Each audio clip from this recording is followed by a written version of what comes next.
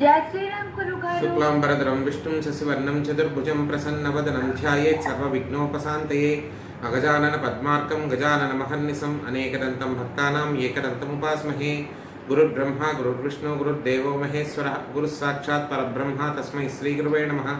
सदाशिवसमारम्भां शङ्कराचार्यमध्यमाम् अस्मदाचार्यपर्यन्तां वन्दे गुरुपरम्पराम्। सशङ्खचक्रं सकिरीटकुण्डलं सपीतवस्त्रं सरसीरुभेक्षणं सहारवक्षस्थलशोभिकौस्तुभं नमामि विष्णुं शिरसा चतुर्भुजं। छायायां पारिजातस्य हेमसिंहासनोपरि आसीनमम्बुदस्याममायताक्षवलकृतं चन्द्राननं चतुर्बाहुं श्रीवत्साङ्कितवक्षसं रुक्मिणी सत्यभामाभ्यां सहितं कृष्णमाश्रये। श्रीकृष्णपरमात्मने नमो नमः। श्रीगुरुभ्यो नमः।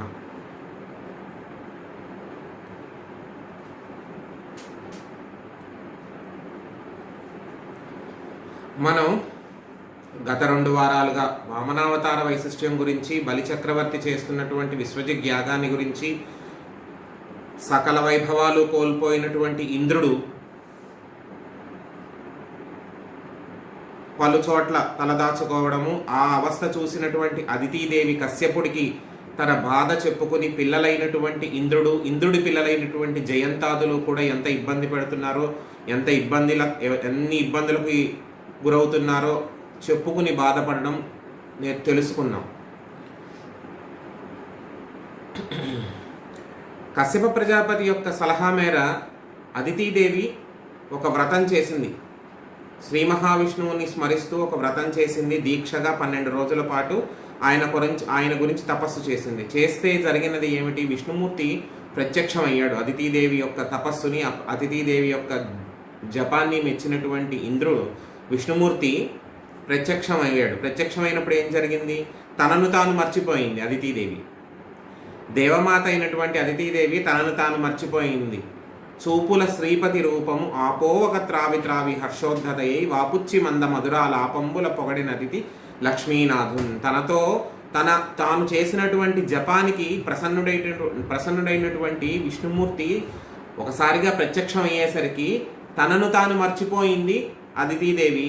చూపులతోనే ఆయన్ని త్రావేసేసి, చూపులతోనే ఆయన్ని ఆపాదమస్తకము చూసి ఆ ఆనందంలో అసలు ఎందుకు తను తపస్సు చేసింది, ఎందుకు తను వ్రతంగా ఒక దీక్షగా ఎందుకు ప్రార్థించి విష్ణువుని సాక్షాత్కరింప చేసుకుంది అన్నది మర్చిపోయింది. ఆ మాయ విడిన తరువాత విష్ణుమూర్తే వరం ఇచ్చాడు. నీవు, నీ పిల్లలు, నీ కొడుకులు, వారి సంతానము, నీ కోడళ్ళు, నీ భర్త అందరూ కూడా సంతోషించేలాగా, దేవతలందరికీ మళ్ళీ సుఖము సౌభాగ్యము, వారి వైభవం అంతా మళ్ళీ వాళ్ళకి వెనక్కి వచ్చేలాగా, అమరావతి మళ్ళా దేవతల హస్తగతం అయ్యేలాగా నేను రాక్షసులని నిర్బంధిస్తాను, వారిని నియంత్రిస్తాను. బలిని నియంత్రించి నీ కొడుకైనటువంటి ఇంద్రుడికి మళ్ళా స్వర్గాన్ని అప్పచెప్పి తనకి పూర్వవైభవం సంతరించేలా చేయడం కోసం నేనే నీ కడుపున పుడతానని చెప్పి అదితికి వరమిచ్చాడు. వరమిచ్చేసరికి శ్రవణమాసంలో 12వ తిథి నాడు వామన మూర్తి ఆవిర్భవించాడు. ఆవిర్భవించిన వెంటనే అతను 5 ఏళ్ల బాలుడిగా మారి అతనికి బ్రహ్మోపదేశము, ఉపనయన సంస్కారము జరిగాయి. జరిగిన తరువాత మొదటి భిక్ష ఎవరు వేశారని అనుకున్నాము? అన్నపూర్ణాదేవి వేసింది. భవాని అన్నపూర్ణ ఆవిడ వేసింది తొలి భిక్ష. భిక్షాపాత్ర ఎవరిచ్చారు? కుబేరుడిచ్చాడు. యక్షరాజు అయినటువంటి కుబేరుడు భిక్షాపాత్రనిచ్చాడు. ఇవన్నీ కూడా పుచ్చుకున్నటువంటి వామనుడు ఏం చేశాడు? వామనుడు ఇప్పుడు విశ్వజిగ్యాగం జరుగుతున్నటువంటి బలిచక్రవర్తి సంస్థానానికి, బలిచక్రవర్తి రాజ్యానికి వెళ్ళాడు. వెళ్ళి అక్కడున్నటువంటి పరిస్థితులన్నీ గమనిస్తుండగా అక్కడ ఉన్నటువంటి అప్పటికే వచ్చి అక్కడ ఉన్నటువంటి వారందరూ కూడా ఏం చేశారు?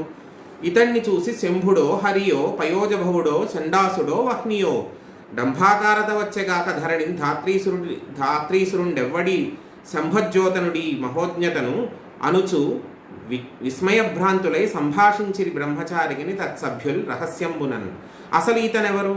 ఇతన్ని చూస్తే ఒక శివాకారము, శివతేజము, విష్ణుతేజము, లేకపోతే బ్రహ్మలాగా, పరబ్రహ్మ స్వరూపంలాగా, లేదంటే అగ్నిభట్టారకుల్లాగా మహాప్రకాశవంతంగా సూర్యుడిలాగా వెలిగిపోతూ కనిపిస్తున్నాడు. ఇతను ఎవరు? త్రిమూర్తి స్వరూపంగా కనిపిస్తున్నాడు. లేదా అగ్నిభట్టార కూడా అంత తేజోవంతంగా వెలిగిపోతున్నాడు, పరమకాంతివంతంగా ఉన్నాడు. సూర్యభగవానుడా ఎవరసలు ఇతను? ఏదో మారువేషంలో వచ్చాడే తప్ప ఇతను సామాన్య మానవుడు కానీ సామాన్యుడు కానీ కాదు. ఎవరి బ్రహ్మచారి అని చెప్పి వాళ్ళల్లో వాళ్ళు తర్కించుకుంటున్నారు. ఒక్కొక్కళ్ళు మాట్లాడుకుంటుండగా ఇతను ఒక్కొక్కసారిగా ఇప్పుడు ఒక చోటికి వెళ్ళిన తర్వాత మన పరిస్థితి ఎలా ఉంటుంది? ఎంత దేవుడైనా సరే వచ్చింది మానవ రూపంలో, చెయ్యాల్సింది దైవ కార్యము. అవునా? చేసేటప్పుడు చాలా జాగ్రత్తగా చెయ్యాలి. మన దైవత్వాన్ని ఉత్తినే వెంటనే ప్రకటించేస్తే ఏమవుతుందంటే అక్కడ కార్యం చెడిపోగా ఇంకొకటి ఏం జరుగుతుందంటే అనుకోనిది ఏదన్నా జరిగితే కష్టం అవుతుంది. ఏ అవతారంలోనైనా సరే, ఇప్పుడు నరసింహావతారం వరకు మీరు పక్కన పెట్టండి. మత్స్యావతారము, కూర్మావతారము, వరాహావతారము, నరసింహావతారము ఇవన్నీ కూడా ఇన్స్టెంట్ అవతారాలు. కేవలం రక్షణ మాత్రమే ప్రధాన కర్తవ్యము, ప్రధాన సంకల్పము. రక్షణ. ఇక్కడ అది కాదు. వామనావతారంకి వచ్చేసరికి రక్షణ మాత్రమే కాదు, స్థితికారకత్వం. సడలిపోయినటువంటి వస్తువులు, సడలిపోయినటువంటి పరిస్థితులు ఇవన్నీ కూడా మళ్ళీ యథాస్థానం చేర్చబడాలి అంటే బుద్ధి కూడా ప్రయోగించాలి. బలం ఒకటే ప్రయోగిస్తే సరిపోదు.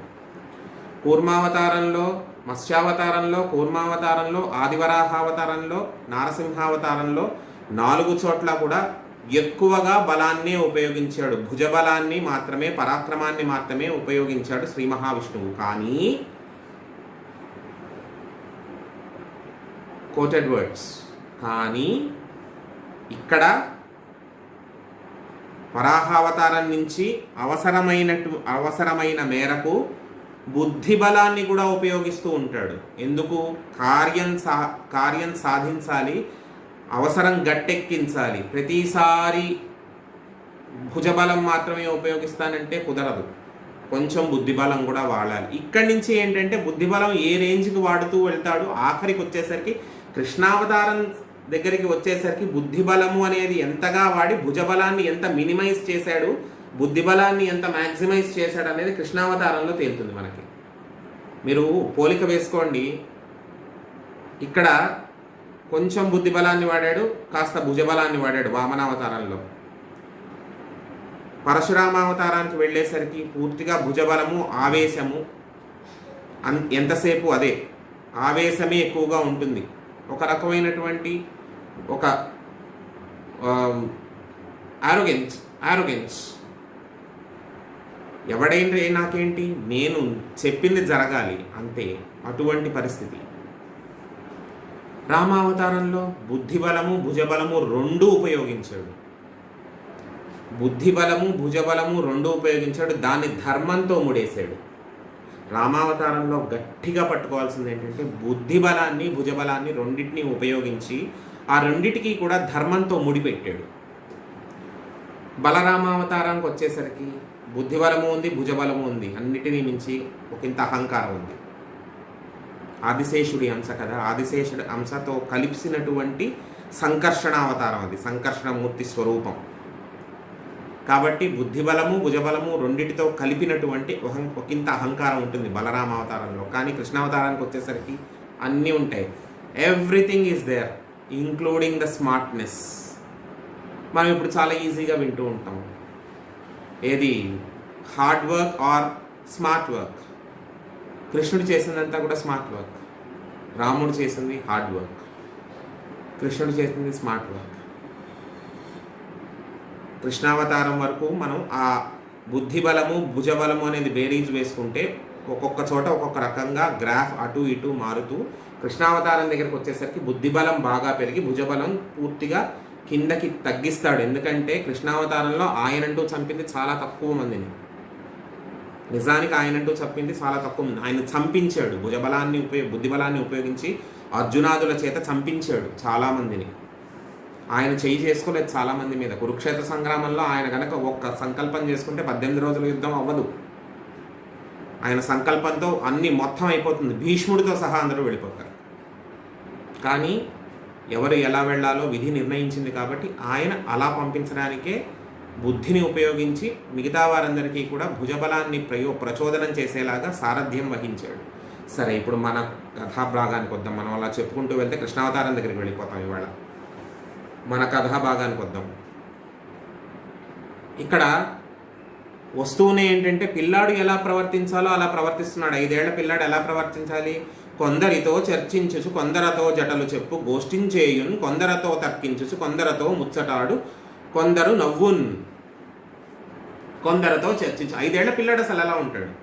ఒక చోట నిలుస్తాడా? లేదు. కొందరతో చర్చించును, కొందరతో జటలు చెప్పు. జటా ఘన అనేవి వేదంలో భాగాలు. వేదాన్ని అభ్యసించేటప్పుడు జటా ఘనాలో చెప్తారు. అది ఇంకాస్త మీరు పెద్దవాళ్ళు అయితే తెలుస్తుంది. నేను ఇప్పుడు ఎక్స్ప్లెయిన్ చేసినా కూడా కొంచెం మీకు కష్టమని నేను కొంచెం అర్థం చేసుకోవడానికి కొంచెం టైం పడుతుంది. కొందరితో చర్చించును, కొందరితో ఏవో విషయాలు మాట్లాడుతున్నట్ట వామనమూర్తి. కొందరితో జటలు చెప్పు, కొందరితో వేదంలో ఆ జట పద్ధతిలో చెప్తున్నట్ట వేదాన్ని. గోష్ఠించేయును, కొందరితో మాట్లాడుతున్నాడు, చర్చిస్తున్నట్ట, వేదగోష్ఠి చేస్తున్నట్ట. కొందరితో తర్కించును, కొందరితో వాదిస్తున్నట్ట. ఇది ఇలా కాదు అలా కాదని చెప్పి. కొందరితో ముచ్చటాడు, కొందరు నవ్వును. కొందరితో మామూలుగా ఫ్రెండ్లీగా మాట్లాడినట్టుగా మాట్లాడుతున్నట్ట, కొందరు నవ్వును. కొందరితో నవ్వుకుంటున్నట్ట, ఏవేవో విషయాలు చెప్తూ నవ్వుకుంటున్నట్ట. ఇలా విశ్వజిగ్యాగం బలిచక్రవర్తి చేస్తున్నటువంటి విశ్వజిగ్యాగ ప్రదేశానికి వచ్చి ఆ సభా ప్రాంగణానికి వచ్చి సభా ప్రవేశం చేస్తూ ఈ రకంగా ప్రవర్తించి తనకు తాను ఒక్కసారిగా స్వస్తి చెప్పడం మొదలుపెట్టాడు. ఎవరైనా బ్రాహ్మడు మామూలుగా ఇప్పుడంటే తగ్గారేమో చాలా మటుకు యాయావారపు బ్రాహ్మలు అని చెప్పి వచ్చేవారు. వారు ఇంటికి వచ్చేటప్పుడు ఎలా ఉండేదంటే అమ్మ భిక్షాందేహి అని అడిగేవారు కాదు. వాళ్ళు భిక్షాందేహి అని అడిగేవారు కాదు. వారు మొదలు పెట్టడమే స్వస్తితోనూ ఆశీర్వచన మంత్రంతోనూ మొదలుపెట్టేవారు. అలాంటి బ్రాహ్మలు ఈనాటికి ఉన్నారు. ఎవరైనా ఇంటికి వస్తే శాంతి సూక్తము, అన్న సూక్తము చదివేటటువంటి బ్రాహ్మలు ఈనాటికి ఉన్నారు. మా ఇంట్లో 2-3 ఒకసారి అలా చదివారు కూడా. స్వస్తి జగత్రయీ భువనశాసనకర్తకు హాసమాత్ర విధ్వస్త లింప భర్తకున్ ఉదారపద వ్యవహర్తకున్ మునీంద్రస్తుత మంగళధ్వర విధాన విహర్తకు నిర్జరీకళ న్యస్త సువర్ణ సూత్ర పరిహర్తకు దానవలోక భర్తకున్. ఎవరికి స్వస్తి? స్వస్తి అంటే శాంతి, మంచి, శుభము. ఎవరికి స్వస్తి కలగాలి? అదేమిటి? ఆయన నియంత్రించడానికి వచ్చి నీకు స్వస్తి, నీకు మంచి జరగాలి అని చెప్తాడేమిటి? ఆయన చెయ్యబోయేది కూడా మంచే. అతని కర్మఫలం ప్రకారం బలిచక్రవర్తి యొక్క కర్మఫలం ప్రకారం విష్ణుమూర్తి వామన రూపంలో వచ్చి ఆయన అణిచేయడము, పాతాళలోకానికి పంపించడం అంటే తర్వాత వస్తుంది ఈ అంశం. కానీ అలా అణిచేయడం కూడా అదొక రకమైనటువంటి శుభము, ఒక శుభ కారకము, శుభ సూచకము. అందుకనే స్వస్తి అన్నాడు. స్వస్తి జగత్రయీ భువన శాసనకర్తకు 3 లోకాలని కూడా ఇప్పుడు ప్రస్తుతం 3 లోకాలని పాలిస్తుంది, శాసిస్తుంది ఎవరు? బలిచక్రవర్తి. స్వస్తి జగత్రయీ భువన శాసనకర్తకు హాసమాత్ర విధ్వస్త నిలింపవర్తకు. అవలీలగా దేవేంద్రుణ్ణి వెళ్ళగొట్టేసినటువంటి, ఇది నిందాస్తుతి అంటారు దీన్ని. అవలీలగా దేవేంద్రుణ్ణి వెళ్ళగొట్టేసినటువంటి ఓ మహానుభావ, నీకు స్వస్తి, నీకు శుభమగుగాక. గొప్ప ఉన్నత పదిలో మెలుగుతున్నావు నువ్వు, నీకు శుభము. మునీంద్రుల పొగడతలతో మునీంద్రులందరి చేత పొగడింపబడిది శుభకరమైనటువంటి యజ్ఞకార్యాన్ని చేయిస్తున్నావు. అవును, విశ్వజిగ్యాగం చేస్తున్నాడుగా, అటువంటి నీకు శుభము. బలిచక్రవర్తి విశ్వజిగ్యాగం వంటి గొప్ప కార్యం చేస్తున్నటువంటి వాడా, మునీంద్రుల చేత పొగడబడుతున్నటువంటి వాడా, నీకు శుభమగుగాక.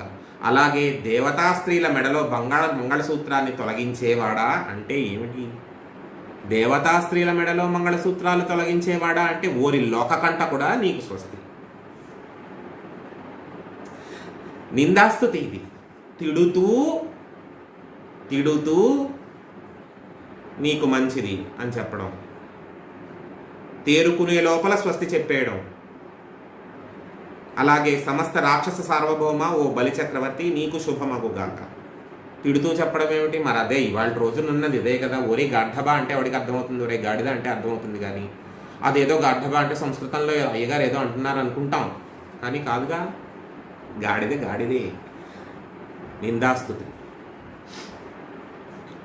అప్పుడు ఇలా స్వస్తి చెప్పుకుంటూ వస్తుంటే బలిచక్రవర్తి కూడా ఇతన్ని చూశాడు. వామనుణ్ణి చూసి, వడుగా ఎవ్వరి వాడవు, ఎవ్వడవు సంవాస స్థలం వెయ్యది నా ఈ ఎడకున్ నీ వరుదెంచుట సఫలం బయ్యన్ వంశంబున్ జన్మమున్ కడు ధన్యాత్ముండనైతి నీ ముఖము యోగ్యం బయ్యే నా కోరికల్ కడదేరన్ సుహృతం బయ్యన్ సిఖుల్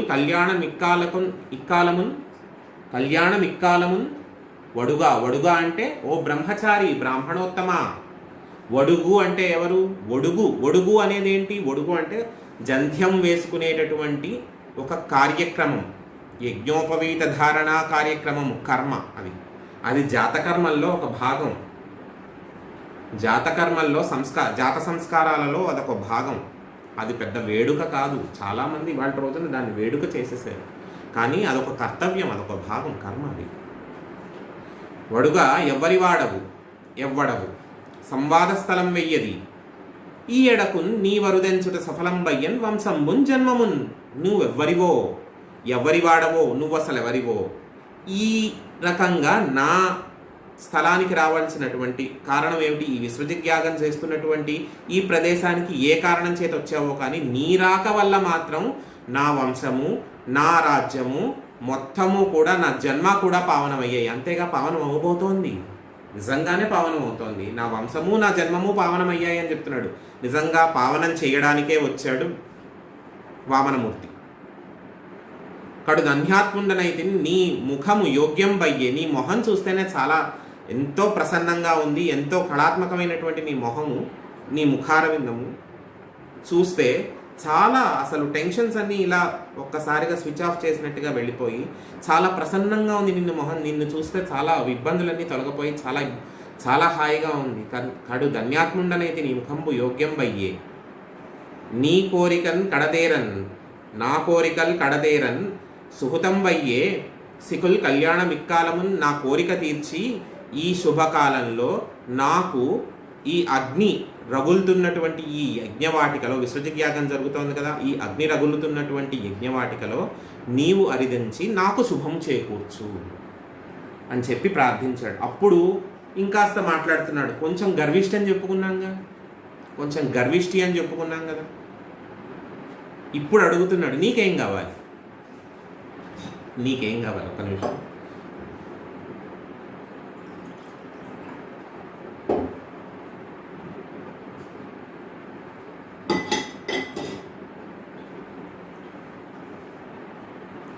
నీకేం కావాలి?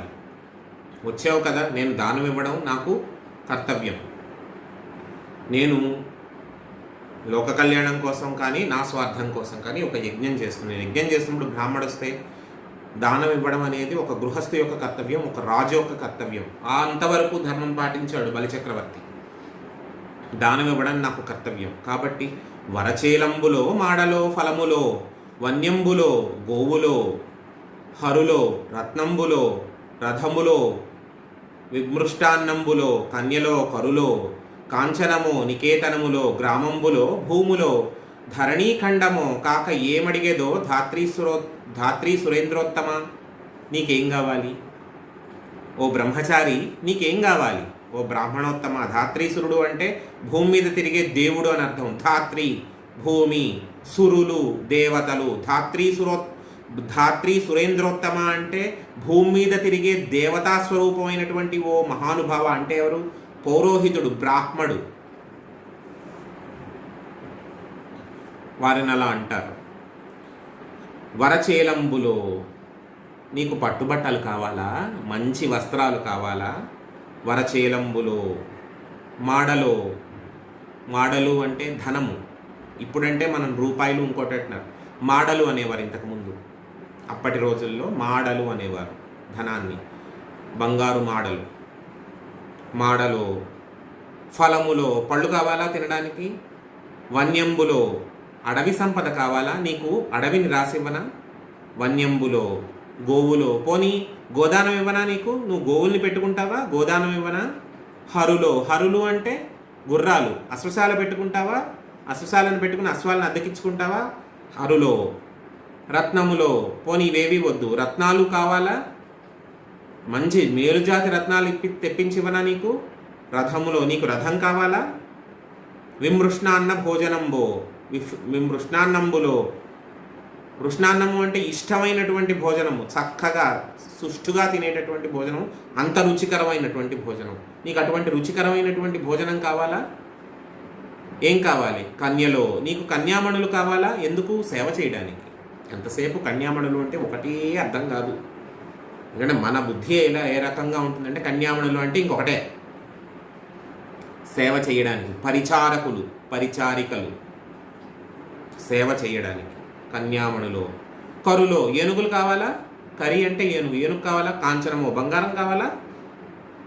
నికేతనంలో ఒక ఇల్లు కావాలా? నీకు భవనం కావాలా?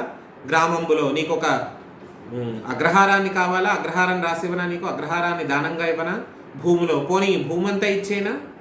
భూమి ఇచ్చేనా? ధరణీఖండము మొత్తం, భూఖండాన్ని మొత్తం, భూదేవి మొత్తాన్ని ఇవ్వనా? కమిట్ అవుతున్నాడు, గుర్తుపెట్టుకోండి, కమిట్ అవుతున్నాడు. ధరణీఖండము కాక ఏమడిగేదో ధాత్రి సురేంద్రోత్తమ, భూఖండం కావాలా నీకు? ఈ భూమి మొత్తాన్ని నీకు దానంగా ఇవ్వనా అంటే ఇక్కడ వేసాడు కమిట్మెంట్. దీన్ని గుర్తుపెట్టుకుంటాడు వామనుడు. ఇస్తానన్నావు కదా, ఇప్పిస్తాను, ఏం అడగాలో ఎలా అడగాలో నాకు తెలుసు అని చెప్పి ఇప్పుడు వామనమూర్తి మొదలుపెట్టాడు మాట్లాడడం. ఇది నాకు నెలవంచు ఏ రీతి పలుకుదు, ఒకచోటనక ఎందు ఉండనేర్తు, ఎవ్వని వాడనన్ ఏమని పలుకుదు, నాయంత వాడనై నడవనేర్తు, ఇది ఈ నీ నడవడి అని ఎట్లు ఒక్కాణింతు, పూని ముప్పోకల పోవనేర్తు, అది నేర్తు నిది నేర్తునని ఏల చెప్పంగా, నేర్పులన్నీయు నేనే నేర్తు, ఒరులు గారు నాకు ఒరులకు నేనవుదు, ఒంటివాడ చుట్టమొకడు లేడు, సిరియు తొల్లి కలదు చెప్పెద నాటెంకి, సుజనులందు తరచు చొచ్చియుండు. ఇది నాకు నెలవంచు ఏ రీతి పలుకుదు, ఒకచోటనక ఎందు ఉండనేర్తు. నేను ఒక చోట ఉండనయ్యా, ఇది నా ప్రదేశము, ఇది నా స్థానము, ఇది నా నివాసము అని చెప్పడానికి లేదు. నేను ఒక చోట ఉండను, చిద్విలాసుణ్ణి, ఎక్కడైనా సరే ఉండగలను, ఎక్కడైనా సకల ప్రదేశాలలోనూ ఉంటాను. అలాగే ఉన్నాడుగా, విశ్వమంతా కూడా నారసింహ స్వరూపమై ఉన్నాడు. ఇందుగలడు అందులేడని సందేహం వలతో చక్రి సర్వోపగతుండు, ఎందెందు వెదకి చూచిన అందందేగలడు దానవాగ్రని వింటే. ఆ మాటకి మొత్తం విశ్వమంతా ఒక నారసింహ స్వరూపమై భాషిస్తే ఎక్కడి నుంచి చూపిస్తాడో తెలియక, విశ్వమంతా కూడా ఒక నారసింహ స్వరూపమై భాషిస్తే స్తంభంలోంచి చూపిస్తే స్తంభం చీల్చుకుని వచ్చాడు. ఇది నాకు నెలవంచు ఏ రీతి పలుకుదు. ఈ చోట ఉంటానని నేను ఎలా చెప్పను? ఏదో అందరూ అనుకుంటారు వైకుంఠం అని, కానీ నీలో ఉంటాను, నాలో ఉంటాను, తెలియట్లేదు అందరికీ. అంతే. ఎక్కడైనా ఉంటాను, అన్ని చోట్ల ఉంటాను. ఎవ్వడి వాడనని ఏమని పలుకుదు, నా ఎంత వాడనై నడవనేర్తు. నా నడవని చూసి నేను ఇంత అంత అని చెప్పి చాలామంది చాలా రకాలుగా నన్ను స్తుతిస్తూ ఉంటారు, కానీ నేను ఎంతటి వాడని అన్నది వేదాలు కూడా చెప్పలేకపోతున్నాయి. దాని అర్థం అదే. వేదాలు ఉపనిషత్తులు కూడా శ్రీమన్నారాయణుడు ఎంతటివాడు, అసలు ఆయన ఆకార వికార స్వరూపములు ఏమిటి, ఆయన స్వరూపం ఏమిటి, ఆయన తత్వం ఏమిటి అనేది ఎవ్వరూ చెప్పలేరు. పరమాత్మ తత్వం అనేది ఎవరూ చెప్పలేరు. నా ఎంత వాడనై నడవనేర్తు. నేనేమిటో నాకే తెలుసు. చాలామంది ఇంత అంత అనుకుంటున్నారు, కానీ వాళ్ళకి తెలిసింది కొంతే. నేను ఎంతటి వాడనో నాకు మాత్రమే తెలుసు. నీ నడవడి అని ఎట్లు వక్కాణింతు, పూని ముప్పోకల పోవనేర్తు. అసలు నేను ఒక పూనికితో ఒక పోకడతో ఉండను. నేను చాలా ఒక రకమైనటువంటి సంకల్పంతో ఉండను. ఎప్పుడు ఎలా కావాలంటే అలా మారిపోతూ ఉంటుంది నా కర్తవ్యము, నా బాధ్యత. నేను నా నడవడి, నా ప్రవర్తన కూడా ఎప్పుడు ఎలా కావాలంటే అలా మారిపోతూ ఉంటుంది. అసలు ఇలా ఉంటానని చాలామంది, లేదు విష్ణుమూర్తి ఇలానే ఉంటాడని చాలామంది చాలా వాదాలు తర్కాలు చేసుకుంటారు, కానీ నాకంటూ ఒక మైండ్ సెట్ అనేది ఉండదు. ఎప్పుడు ఎలా కావాలంటే అలా మారిపోతూ ఉంటాను. కాబట్టి అది కూడా చాలా కష్టం చెప్పడం. అది నేర్తు ఇది నేర్తు అని ఏలా చెప్పంగా, నేర్పులన్నీ నేనే నేర్తు. అసలైన అదొచ్చు ఇదొచ్చు, నేను అది చేయగలను ఇది చేయగలను, నేను ఇంత ఏకలు పెట్టడం ఎందుకయ్యా? అన్ని విద్యా స్వరూపము నేనే, సకల విద్యల స్వరూపము నేనే, అసలు అంతా నేనే. అయిపోయిందిగా, చెప్పేశాడుగా. ఇంత వివరంగా చెప్పిన తర్వాత కూడా తెలుసుకోకపోతే అజ్ఞానము మూర్ఖత్వము అంటారు. అదొచ్చు ఇదొచ్చు అని చెప్పడం ఎందుకు? అన్నీ నాకే వచ్చు, అంతా నాకే తెలుసు, చెప్పేసాడు, అయిపోయింది. ఇంకేమిటి? ఒరులకు గాను నొరలు నేనవుదు, ఒంటివాడ చుట్టమొకడు లేడు. నేను ఎవ్వరి వాడిని కాను అందరూ నా వాళ్ళే. ఎంత అద్భుతంగా చెప్పాడు చూడండి. నాకంటూ ఎవరు లేరు, కానీ అందరూ నా వాళ్ళే. ఆయన పిల్లలమేగా అందరం. ఒరలకు కాను నా కొరులు నేనవుదు, ఒరులు గారు నాకు ఒరులకు నేనవుదు. అసలు ఎంత అద్భుతమైనటువంటి మాట ఇది. నాకంటూ చుట్టాలు ఎవరూ లేరయ్యా, కానీ నేను అందరి వాడిని, నాకు అందరూ ఉన్నారు. ఒంటివాడిని, నేను ఒంటరివాడిని, ఎవరూ చుట్టాలు లేరు. ఇంతకుముందు సిరి ఉండేది, అంటే సంపద ఉండేది నాతో. సిరియు తొల్లి గలదు చెప్పెద నాటెంకి సుజనులందు తరచు చొచ్చి ఉండు. నాకు లక్ష్మి అంటే సిరి అంటే లక్ష్మీదేవి సంపద ఉండేది, అంతేగా ఈ అవతారంలో ఆవిడ రాలేదు. కానీ ఆవిడ ఏ రకంగా వచ్చిందో ఇప్పుడు నెక్స్ట్ పద్యంలో తెలుస్తుంది మనకి. ఏ రకంగా ఆవిడ వచ్చిందో, లక్ష్మి ఏ రకంగా విష్ణుమూర్తిని అంటి పెట్టుకుని వచ్చిందో వచ్చే పద్యంలో తెలుస్తుంది, ఇంకాసేపట్లో తెలుస్తుంది. చెప్తున్నాడు, నేను ఈ రకంగా ఉంటానయ్యా, నా పరిస్థితి ఇది, అన్నీ తెలుసని చాలామంది వార్తించుకుంటారు, కానీ నేనేమిటో నాకు మాత్రమే తెలుసు. నాకెవరూ లేరు, కానీ నాకు చాలామంది ఉన్నారు. నేను ఎవరికి కాను, కానీ నేను చాలామందికి బంధువుని. ఒక చోట ఉండను, అన్ని చోట్ల వ్యాపించి ఉంటాను. నేను ఇంతటి వాడిని అందరూ అనుకుంటారు, ఎంతటి వాడినో నాకు తెలుసు. ఈ రకంగా చెప్పేసరికి బలిచక్రవర్తి కూడా ఆశ్చర్యపోయాడు ఒకంత. అడిగి ఆ తర్వాత ఇప్పుడు చెప్పాడు, ఒంటివాడ నాకు 1-2 మేర ఇమ్ము సొమ్ము మేర ఎల్ల కోర్కి తీర బ్రహ్మ కూకటి ముట్టెద దానకుతుక సాంద్ర దానవేంద్ర. ఇక్కడ చెప్పాడు, నీ కోరిక తీర్చేలా పరబ్రహ్మాన్ని నేను ప్రసాదిస్తాను. పరబ్రహ్మాన్ని ముట్టుకుని 3 అడుగుల నేలివ్వు నాకు. ఒంటివాడ 2 అడుగుల మేర 2 అడుగుల మేర ఇమ్ము సొమ్ము మేర ఎల్ల కోర్కి తీర బ్రహ్మకూకటి ముట్టెద దానకుతుక సాంద్ర దానవేంద్ర.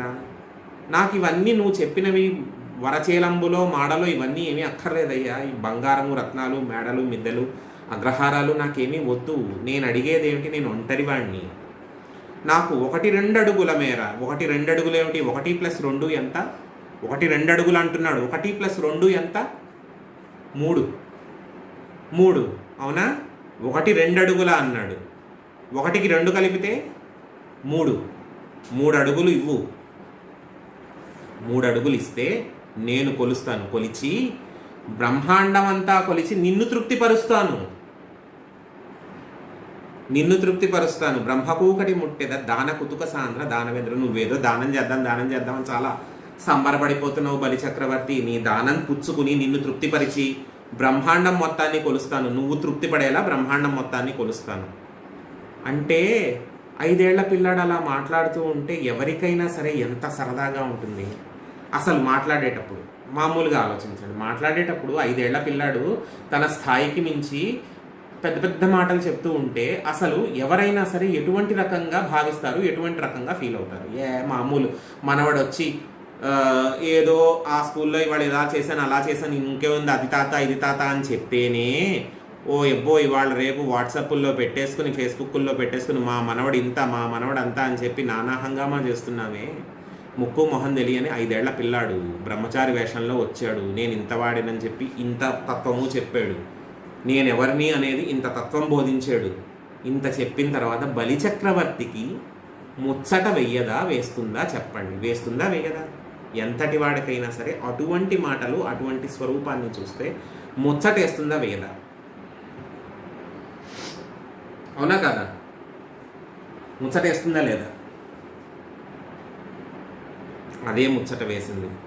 సంబరపడ్డాడు బలిచక్రవర్తి సంబరపడి ఏం చేశాడంటే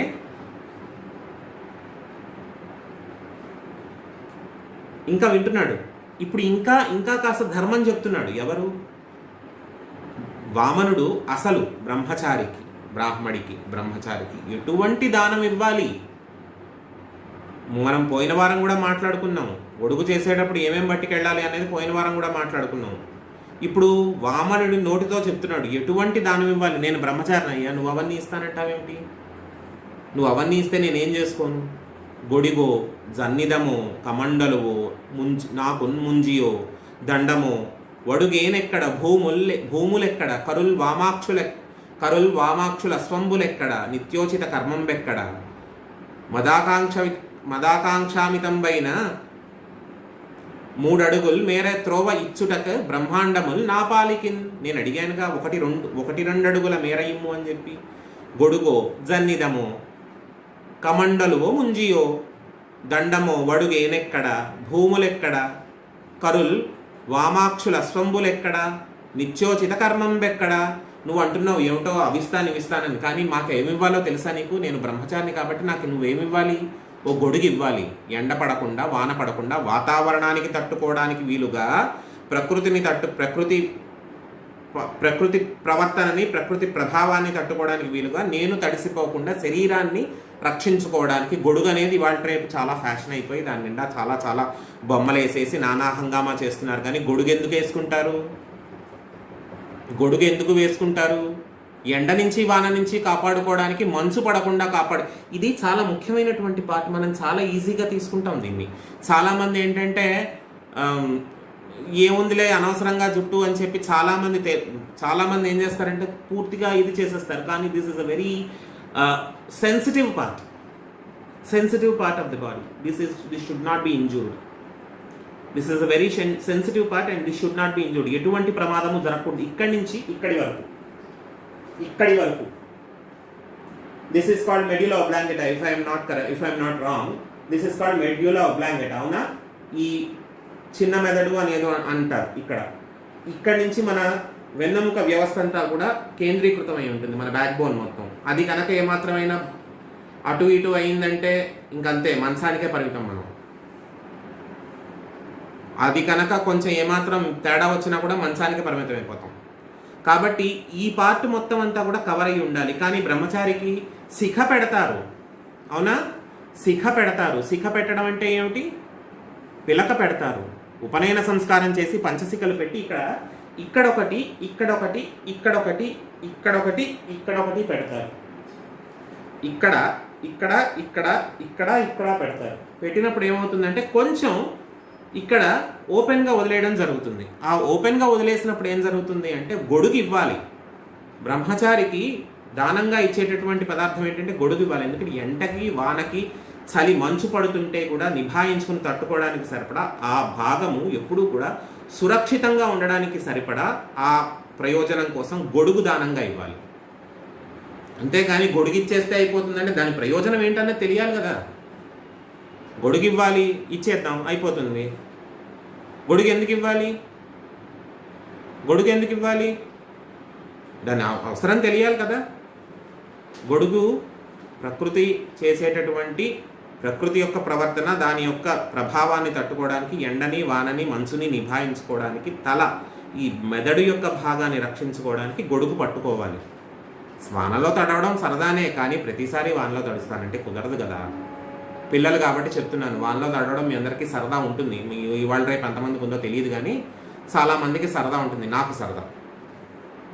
వానలో నేను మాదాపూర్ నుంచి చక్కగా విద్యానగర్ అడిక్మేట్ వరకు తడుచుకుంటూ వచ్చిన రోజులనే, కావాలని తడుచుకుంటూ వచ్చిన రోజులు. కానీ ప్రతిసారి ఇది నేను చెప్పినది 15 ఏళ్ల నాటి మాట. ఈ రోజున అలా చేస్తానంటే కుదరదు. ఎందుకంటే నాకు ఏదన్నా అయితే ఇంట్లో నాకు 2 పిల్లలు ఉన్నారు. నాకు ఏ జలుబు ఇంకోటో చేస్తే ఇప్పుడున్నటువంటి పరిస్థితుల్లో వాళ్ళకి ఏదన్నా అంటుకుంటే చాలా కష్టం. ఇప్పుడు కుదరదు. ఆ సరదాలు అప్పుడు. ఆ రక్షించుకోవడానికి గొడుగు ఇవ్వాలి. గొడుగు జన్నిదము అంటే జంధ్యము. ఈ బ్రహ్మసూత్రము అంటారు, జంధ్యాన్ని బ్రహ్మసూత్రము అంటారు. యజ్ఞోపవీతము బ్రహ్మసూత్రము. అది ఏనాడు కూడా తెగిపోకూడదు. తెగింది అంటే సూర్యోదయం నుంచి సూర్యాస్తమయం లోపు తెగింది అంటే వెంటనే మార్చుకోవాలి. మార్చుకునే వరకు భోజనం చేయకూడదు. ఒకవేళ సూర్యాస్తమయం తర్వాత తెగింది అంటే మళ్ళీ సూర్యోదయం అయ్యేలోపు బ్రహ్మముహూర్తంలో లేచి మార్చేసుకోవాలి. అప్పటి వరకు ఏమీ తినకూడదు. కాబట్టి స్పేర్లో ఒక జంధ్యం ఉండాలి ఎప్పుడు. బ్రహ్మచారికైనా గృహస్థికైనా యజ్ఞోపవీత ధారణ అనేటటువంటి ధర్మం ఉన్న వాళ్ళకి స్పేర్లో జంధ్యం ఉండాలి ఎప్పుడు ఇంట్లో. గొడుగు, జన్నిదము, కమండలువు. నేను ఎప్పుడూ కూడా తర్పణం అది వదులుతూ ఉంటాను, సంధ్యావందనం చేయాలి. కాబట్టి నీళ్లు పట్టుకోవడానికి ఒక కమండలం, ఒక కలశం ఉండాలి, పాత్ర ఉండాలి. నాకు ముంజియో అంటే ముంజి అంటే జింకతోలు. ఆసనం మీద కూర్చుని కదా ధర్మకార్యం చేస్తాము. సంధ్యావందనమో పూజో లేకపోతే దేవతార్చన ఏదైనా సరే పీఠో ఆసనం ఏదో ఒకటి వేసుకుంటాం కదా, కాబట్టి ముంజియో. దండము, దండము అంటే ఒక జపమాల. దండము అంటే కమండ, ఇది కూడాను అవుతుంది. దీన్ని ఏమంటారు, త్రిదండము. ఇలా పెట్టుకుని జపం చేస్తూ ఉంటారు. జపమాల కింద భూమికి తాగకుండా పైకి ఎత్తి పెట్టి జపం చేస్తూ ఉంటారు. అందుకనే త్రిదండం పెట్టుకుంటారు. త్రిదండం అంటే ఇలా ఉంటుంది, దానికి ఒక కర్ర ఉంటుంది. మునులు మహర్షులు ఎవరైనా తపస్సు చేసేటప్పుడు పాత సినిమాల్లో చూడండి. అదేవిటి సినిమాలు చూడమంటున్నారు గురువుగారు అనుకోకండి, తెలియాలంటే చూడాలి, తప్పదు. ఇలా యూ షేప్లో ఉండి కింద ఒక కర్ర లాంటిది ఉంటుంది, దాని మీద చెయ్యి పెట్టుకుని ఇలా జపం చేసుకుంటూ ఉంటారు. ఎందుకు? జపమాల భూమికి తగలకూడదు కాబట్టి అది పెట్టుకోవాలి. ఫ్యాషన్ కోసం పెట్టుకోరదాన్ని. జపమాల భూమికి తగలకూడదు కాబట్టి అది పెట్టుకోవాలి. దండము. వాడు నేనెక్కడ, నేను బ్రహ్మచారిని అయ్యా, నాకు ఇట్లాంటివన్నీ ఇవ్వాలి కానీ నువ్వు భూములు ఇస్తానంటావు, లేదంటే ఇంకోటి ఏదో ఇస్తానంటావు, కన్యామణులు ఇస్తానంటావు. ఇవన్నీ కాదు, నువ్వు ఇస్తానన్నది నేను అడిగింది 3 అడుగుల నేల, నువ్వు ఇవ్వాల్సింది 3 అడుగుల నేల. నువ్వు అది ఇవ్వు చాలు. నాకు అది, నా పాలిట అదే బ్రహ్మాండము, అదే గొప్ప. నాకు అదే చాలా 10,000 10 లక్షలు 10 కోట్లు. నేను అడిగింది ఇస్తే చాలు. నువ్వు ఇస్తానన్నవన్నీ నాకు అక్కర్లేదు. నేను బ్రహ్మచారిని, నా ధర్మం ప్రకారం నేను ఎటువంటి దానం తీసుకోవాలో అటువంటి దానమే తీసుకోవాలి. నాకు 3 అడుగులు నేల ఇవ్వు చాలు. పొట్టివాడిని చాలు, నాకు ముడుచుకు పడుకోవడానికి అంతే. ఎంత ముడుచుకు పడుకుంటాడో చూద్దాం. పెద్ద గొప్పగా చెప్పాడు, నేను ముడుచుకు పడుకుంటాను 3 అడుగులు నేల ఇవ్వని చెప్పి, కానీ ఎంత ముడుచుకుని పడుకుంటాడో, ఎంత జగన్నాటకం నడిపాడో చూద్దాం. ఇప్పుడు ఇంకాస్త కథ ముందుకు జరుగుతుంది. ఏం జరిగింది, ఎటువంటి పరిణామాలు జరిగాయి, దాని పర్యవసానంగా ఏం జరిగింది అనేది నెక్స్ట్ సెషన్లో చూద్దాం. ఒకసారి అందరూ కూడా లాగౌట్ అయిపోయి మళ్ళీ లాగిన్ అయిపోండి. ఇప్పుడు బలిచక్రవర్తి దగ్గరికి వచ్చినటువంటి వామనమూర్తి అతను ఇస్తానన్నవన్నీ కాకుండా ధర్మం ప్రకారం ఒక బ్రహ్మచారి ఎటువంటి దానం తీసుకోవాలి అనేది ఒక లిస్ట్ చెప్పాడు. ఇందాక చెప్పాను నేను. గొడుగో, జన్నిదెమో, కమండలవో, ముంజియో, దండము అని చెప్పి ఇటువంటివి ఇవ్వాలి. కానీ నువ్వు ఇస్తానన్నటువంటి ధనము, రత్నములు, రథములు ఇవన్నీ నాకు అక్కర్లేదు బలిచక్రవర్తి. అవన్నీ పుచ్చుకోవడానికి కూడా ధర్మము నాకు ఒప్పుకోదు. ధర్మం ఒప్పుకోని దాన్ని నేను తీసుకోను. అదేమిటి? ఆయన విష్ణుమూర్తి, ఆయనకి ధర్మం ఏమిటి? ధర్మస్వరూపమే ఆయన కదా. ఆయన మళ్ళా ధర్మం ఏమిటి? ఆయన పాటించాల్సిన అవసరం ఏమిటి? ఆయన పాటిస్తేనే కదా మిగతా వాళ్ళకి పాటించండి అని చెప్పగలడు. గీతలో చెప్పాడు కదా, గీతాచార్యుడై, ఈ మహానుభావుడి రూపంలో గీతాచార్యుడై ధర్మాన్ని పాటించు, కాలమాన స్థితిగతుల ప్రకారం ధర్మం మారుతూ ఉంటుంది, ధర్మం మారిన ప్రకారం నువ్వు ధర్మాన్ని పాటించు, నీ కర్తవ్యాన్ని చెయ్యి అని చెప్పాడు కదా. మరి అటువంటప్పుడు ఆయన పాటించకుండా అర్జునుడికి ఎలా చెప్పగలడు? కాబట్టే నాయన, నేను ఎంతటి వాడినైనా సరే నాకు కూడా రెస్ట్రిక్షన్స్ ఉంటాయి. I have my own limitations.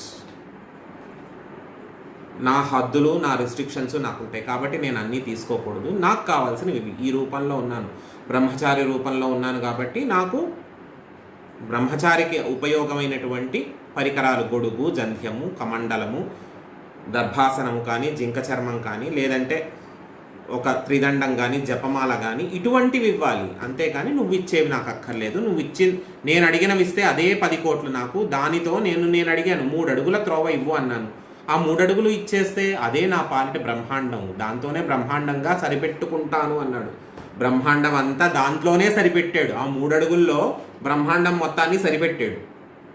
అదే బ్రహ్మాండంగా సరిపెట్టుకుంటాను అని చెప్పి బలిచక్రవర్తితో అంటున్నాడు. కానీ బ్రహ్మాండం మొత్తాన్ని ఆ 3 అడుగుల్లో సరిపెట్టాడు. ఎలా సరిపెట్టాడు చూద్దాం. ఇప్పుడు ఇదంతా వింటున్నాడు. ఇదంతా ఇప్పుడు యూసీ ఒక ఇద్దరు మాట్లాడుకుంటూ ఉంటారు. చాలా ముఖ్యమైనటువంటి విషయంలో ఇద్దరు మాట్లాడుకుంటూ ఉంటారు. ఫర్ ఎగ్జాంపుల్, ఒక కోర్టులో కానివ్వండి, లేదంటే ఒక చోట, ఒక ఆఫీస్లో కానివ్వండి, ఒక మార్కెట్ ఏరియాలో కానివ్వండి, ఇద్దరు ఎవరైనా మాట్లాడుకుంటూ ఉంటారు. అటొకళ్ళు ఇటొకళ్ళు మాట్లాడుకుంటారు. కానీ there will be an observer. ఒక అబ్జర్వర్ అనేవాడు ఉంటాడు. ఆ అబ్జర్వర్ ఏం చేస్తాడు? ఇద్దరు మాట్లాడింది విని దాంట్లో ఉన్నటువంటి ఎసెన్స్ని పట్టుకుంటాడు.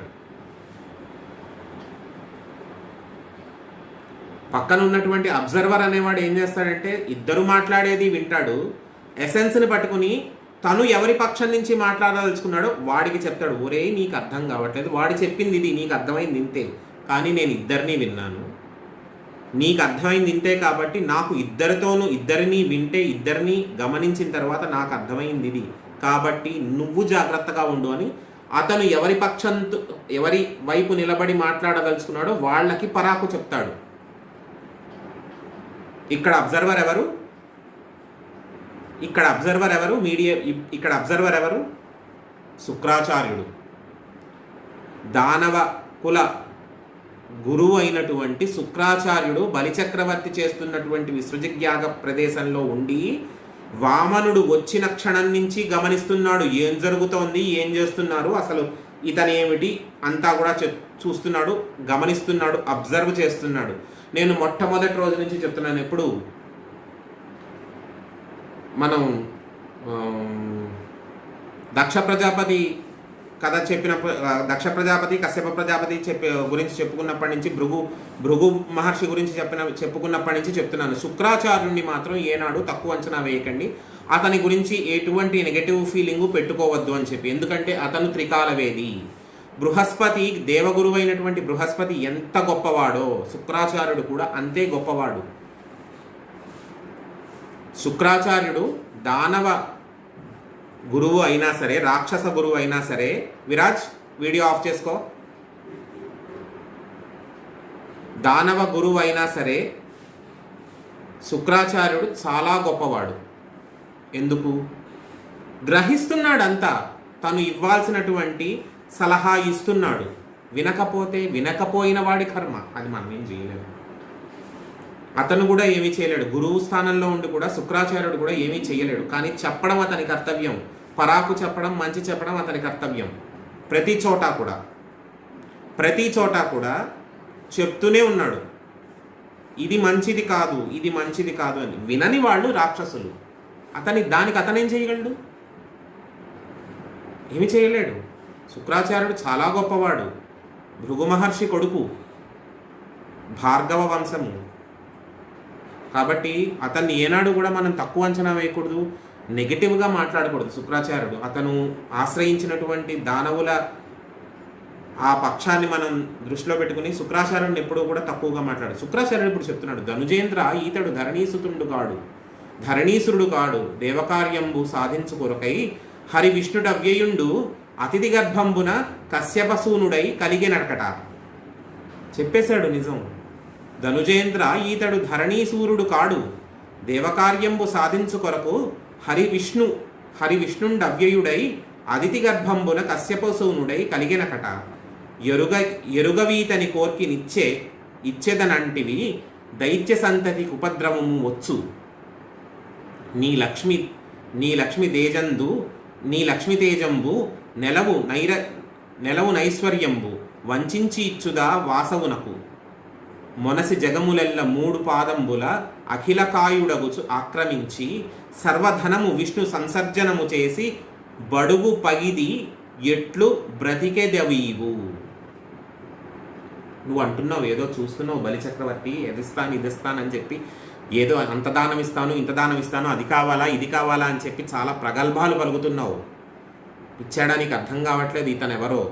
అతడు బ్రాహ్మణుడు అనుకుంటున్నావు నువ్వు అతన్ని చూసి, ఓ ధనుజేంద్ర, ఓ రాక్షస కుల చక్రవర్తి, ఓ దానవేశ్వర, ఓ బలిచక్రవర్తి, నీవు అతన్ని చూసి ఒక బ్రహ్మచారి అని చెప్పి భ్రమపడుతున్నావు.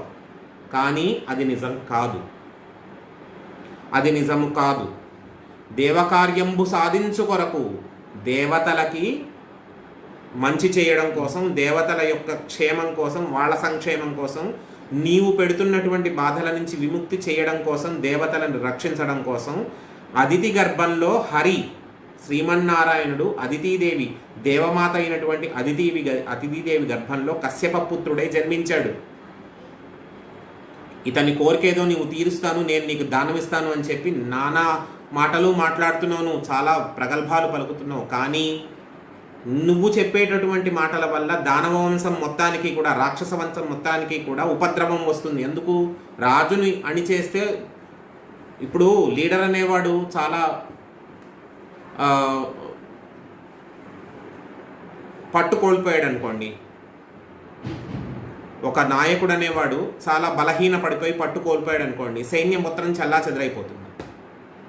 అవునా? దానవ కులం మొత్తానికి నాయకుడు ఎవరు? రాజు, బలిచక్రవర్తి. అతన్నే చెదరగొట్టేస్తే కొన్ని తరాల పాటు మళ్ళీ రాక్షస వంశం నిర్వీర్యం అయిపోతుంది. తర్వాత ఎప్పుడో మళ్ళీ ఇంకోడెవడో పుట్టుకొస్తాడు, అది వేరే విషయం. కానీ ఇప్పటికీ ప్రస్తుతానికి నువ్వు చెప్తున్నటువంటి మాటల వల్ల దానవ కులానికి అంటే రాక్షసులకి ఉపద్రవం వస్తుంది, వాళ్ళకి చాలా నష్టం జరుగుతుందయ్యా. నువ్వు ఏదో మాట్లాడుతున్నావు, ఇదిస్తానని చెప్పి. అదితీదేవి గర్భంలో పుట్టాడు శ్రీమన్నారాయణుడు కశ్యపపుత్రుడై. కేవలం దేవతలకి మంచి చేయడం కోసం, వాళ్ళని రక్షించడం కోసం వచ్చాడు. నువ్వు ఇదిస్తానని చెప్పి మాట్లాడకు. నువ్వు మాట్లాడిన మాట వల్ల అతను అంటున్నాడు 3 అడుగుల మేర ఇమ్ము అని చెప్పి. ఆ 3 అడుగులు చెప్పి కొలుస్తాడు, కొలిచి నిన్ను అణిచేస్తాడు. చూస్తూ ఉండి. ఎంత త్రికాలం ఏదో చెప్పండి, చూడండి అసలు ఎంత దూరదృష్టి ఉందో చూడండి శుక్రాచార్యుడికి. అంత సామాన్యుడు అనుకుంటే అంత దూరదృష్టితో రే నిన్ను అణిచేస్తాడరా, నీకు అర్థం కావట్లేదు. నువ్వు మాట్లాడే మాట వల్ల రాక్షస కులం మొత్తానికి కూడా ఉపద్రవం జరుగుతుంది, అందరూ నష్టపోతారు, కాబట్టి ఎక్కువ మాట్లాడకు అని చెప్తున్నాడు. ఎంత దూరదృష్టి, ఎంత దివ్యమైనటువంటి దృష్టి లేకపోతే, ఎంత కాన్షియస్నెస్ లేకపోతే ఆ మాట అనగలడు శుక్రాచార్యుడు అంటున్నాడు కదా. అది వినాలి కదా, వినలేదు. గురువు చెప్పింది వినలేదు.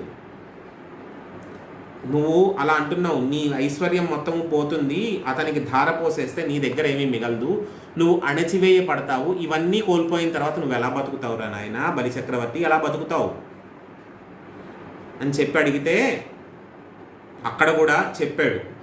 నువ్వేదో అంటున్నావు కదా, నీకు ఇక్కడ ఒక శుక్రనీతి చెప్తాను. శుక్రనీతి అంటారు దీన్ని, అర్థం దీన్ని గుర్తుపెట్టుకోండి. శుక్రనీతి అంటే ఏమిటో. పర్వాలేదు ఎంత మాట్లాడినా కూడా ఒక చోట ఎక్కడో అక్కడ మాట తప్పచ్చు, ఇక్కడ మాట తప్పు. ఎక్కడ? వారిజాక్షులందు వైవాహికములందు ప్రాణవిత్త మానభంగమందు చకిత గోకులాగ్రకోటి ప్రాణరక్షణమందు జన్మరక్షణమందు బొంకవచ్చు నఘము పొందదదిప. వారిజాక్షులందు వైవాహికములందు, ఆడవారి విషయంలో, వాళ్ళని రక్షించే విషయంలో, పెళ్లి విషయంలో 100 అబద్ధాలాడి పెళ్లి చేయొచ్చు అని చెప్పి ఒక నీతి. ఇప్పుడు బోల్డ్ అబద్ధాలాడి పెళ్లి చేస్తున్నారు, అది వేరే విషయం. 100 అబద్ధాలాడి పెళ్లి చేయొచ్చు అని ఒక నీతి. ఆడవారి విషయంలో వారిజాక్షులందు వైవాహికములందు ప్రాణవిత్త మానభంగమందు, ప్రాణానికి హాని జరుగుతున్నప్పుడు, ధనానికి హాని జరుగుతున్నప్పుడు, గౌరవభంగం అవుతున్నప్పుడు. మానభంగము అంటే, మానము అంటే ఎంతసేపు ఒకటేనా? మనం పేపర్లలో చదివే ఆ రాతేనా? మానము అంటే కాదు. మానము అంటే గౌరవము, ద సెల్ఫ్ రెస్పెక్ట్. మానభంగము అంటే ఎంతసేపు it is not the body thing, it is the soul thing. ఆత్మకి సంబంధించినది, పవిత్రత, సోల్ శాంటిటీ.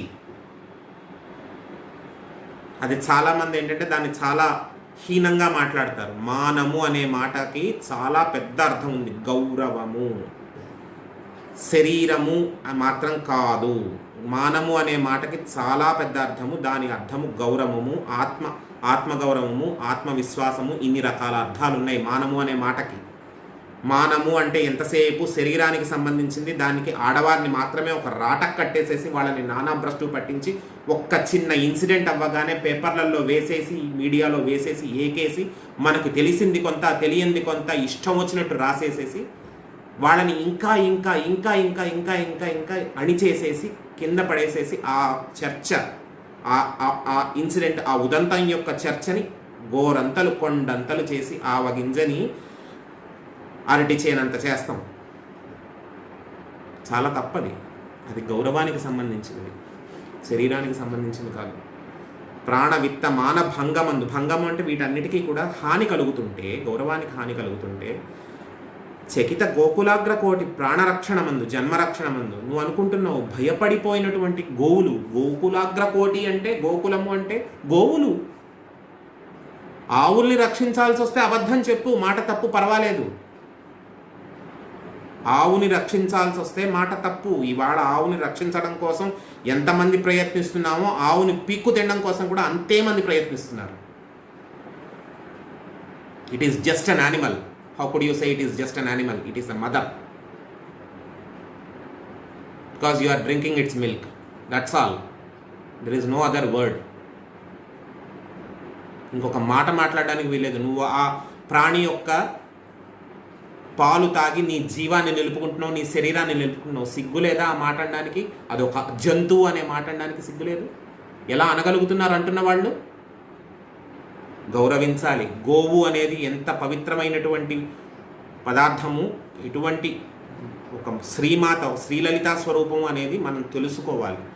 గోవులను రక్షించాల్సి వస్తే మాట తప్పు, అబద్ధం చెప్పు, ఏం పర్వాలేదని చెప్పాడు. శుక్రనీతి అది. శుక్రాచార్యుడు సామాన్యుడు కాదు, రాక్షస గురువు అయినంత మాత్రాన అతను చెప్పింది ఏమీ తప్పు కాదు. అతను చెప్పిన దాన్ని పడేసేంత ధైర్యము, అటువంటి సాహసము మానవ మాతృలు ఎవడూ చేయడానికి వీల్లేదు, ఎవరం చేయకూడదు.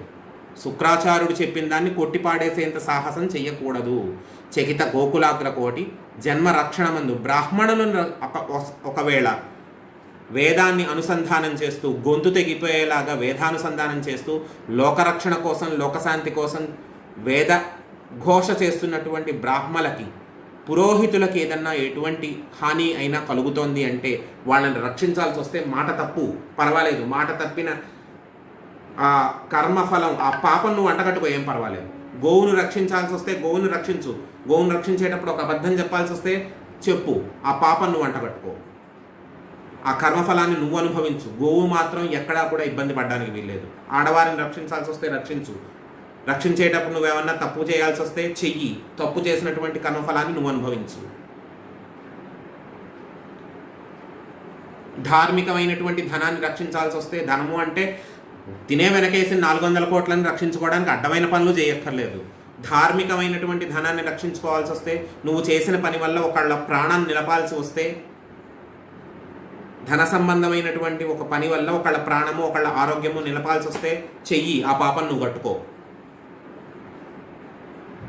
పర్వాలేదు, చెయ్యి. ఆ పాపం నువ్వు కట్టుకో.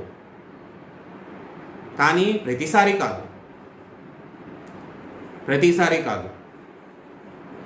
జన్మరక్షణ మందు బొంక వచ్చు నగము పొందదదిపై. ఇవన్నీ చేసినా కూడా అంత ఇబ్బంది ఏమీ కాదు, అబద్ధం చెప్పవచ్చు, దానివల్ల పాపం లేదు అని చెప్పి శుక్రనీతి చెప్పాడు. శుక్రనీతి చెప్తే ఇక్కడ ఒక చెయ్యకూడని పనే చేశాడు. ఇప్పుడు గురువు గారు బ్రాహ్మడు భృగు మహర్షి యొక్క కొడుకు అయినటువంటి శుక్రాచార్యుడు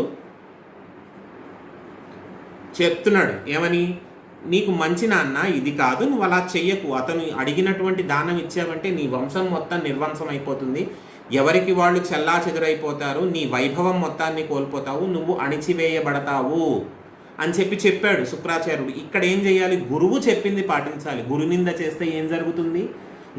గురునింద అంటే గురువుని పట్టుకుని నానా మాటలు అనేయక్కర్లేదు. ఒక నిమిషం.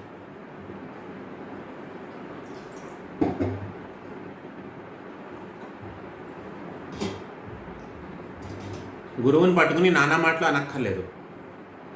గురువు చెప్పింది పాటించకపోవడం పాపం. Simple.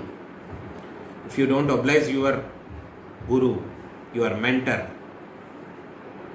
It is the biggest sin you are doing in your life. గురువుని చెప్పింది వినాలి. ఇక్కడ శుక్రాచార్యుడు చెప్పింది కొట్టిపారేశాడు. వినకపోతే పిడపోయింది, కొట్టిపారేశాడు. చాలా హేళనగా ఒక మాట అన్నాడు. ఏమని? కారే రాజ్యులు రాజ్యములు గలుగవే గర్వోన్నతిన్ బొందరే, వారేరీసిది మూటకట్టుకుని పోవంజాలిరే భూమిపై, పేరైనన్ గలదే శిబి ప్రముఖులన్ ప్రీతిన్ యసక్కాములై ఈరే కోర్కులు వారలన్ మరిచిరే ఇక్కాలమున్ భార్గవ.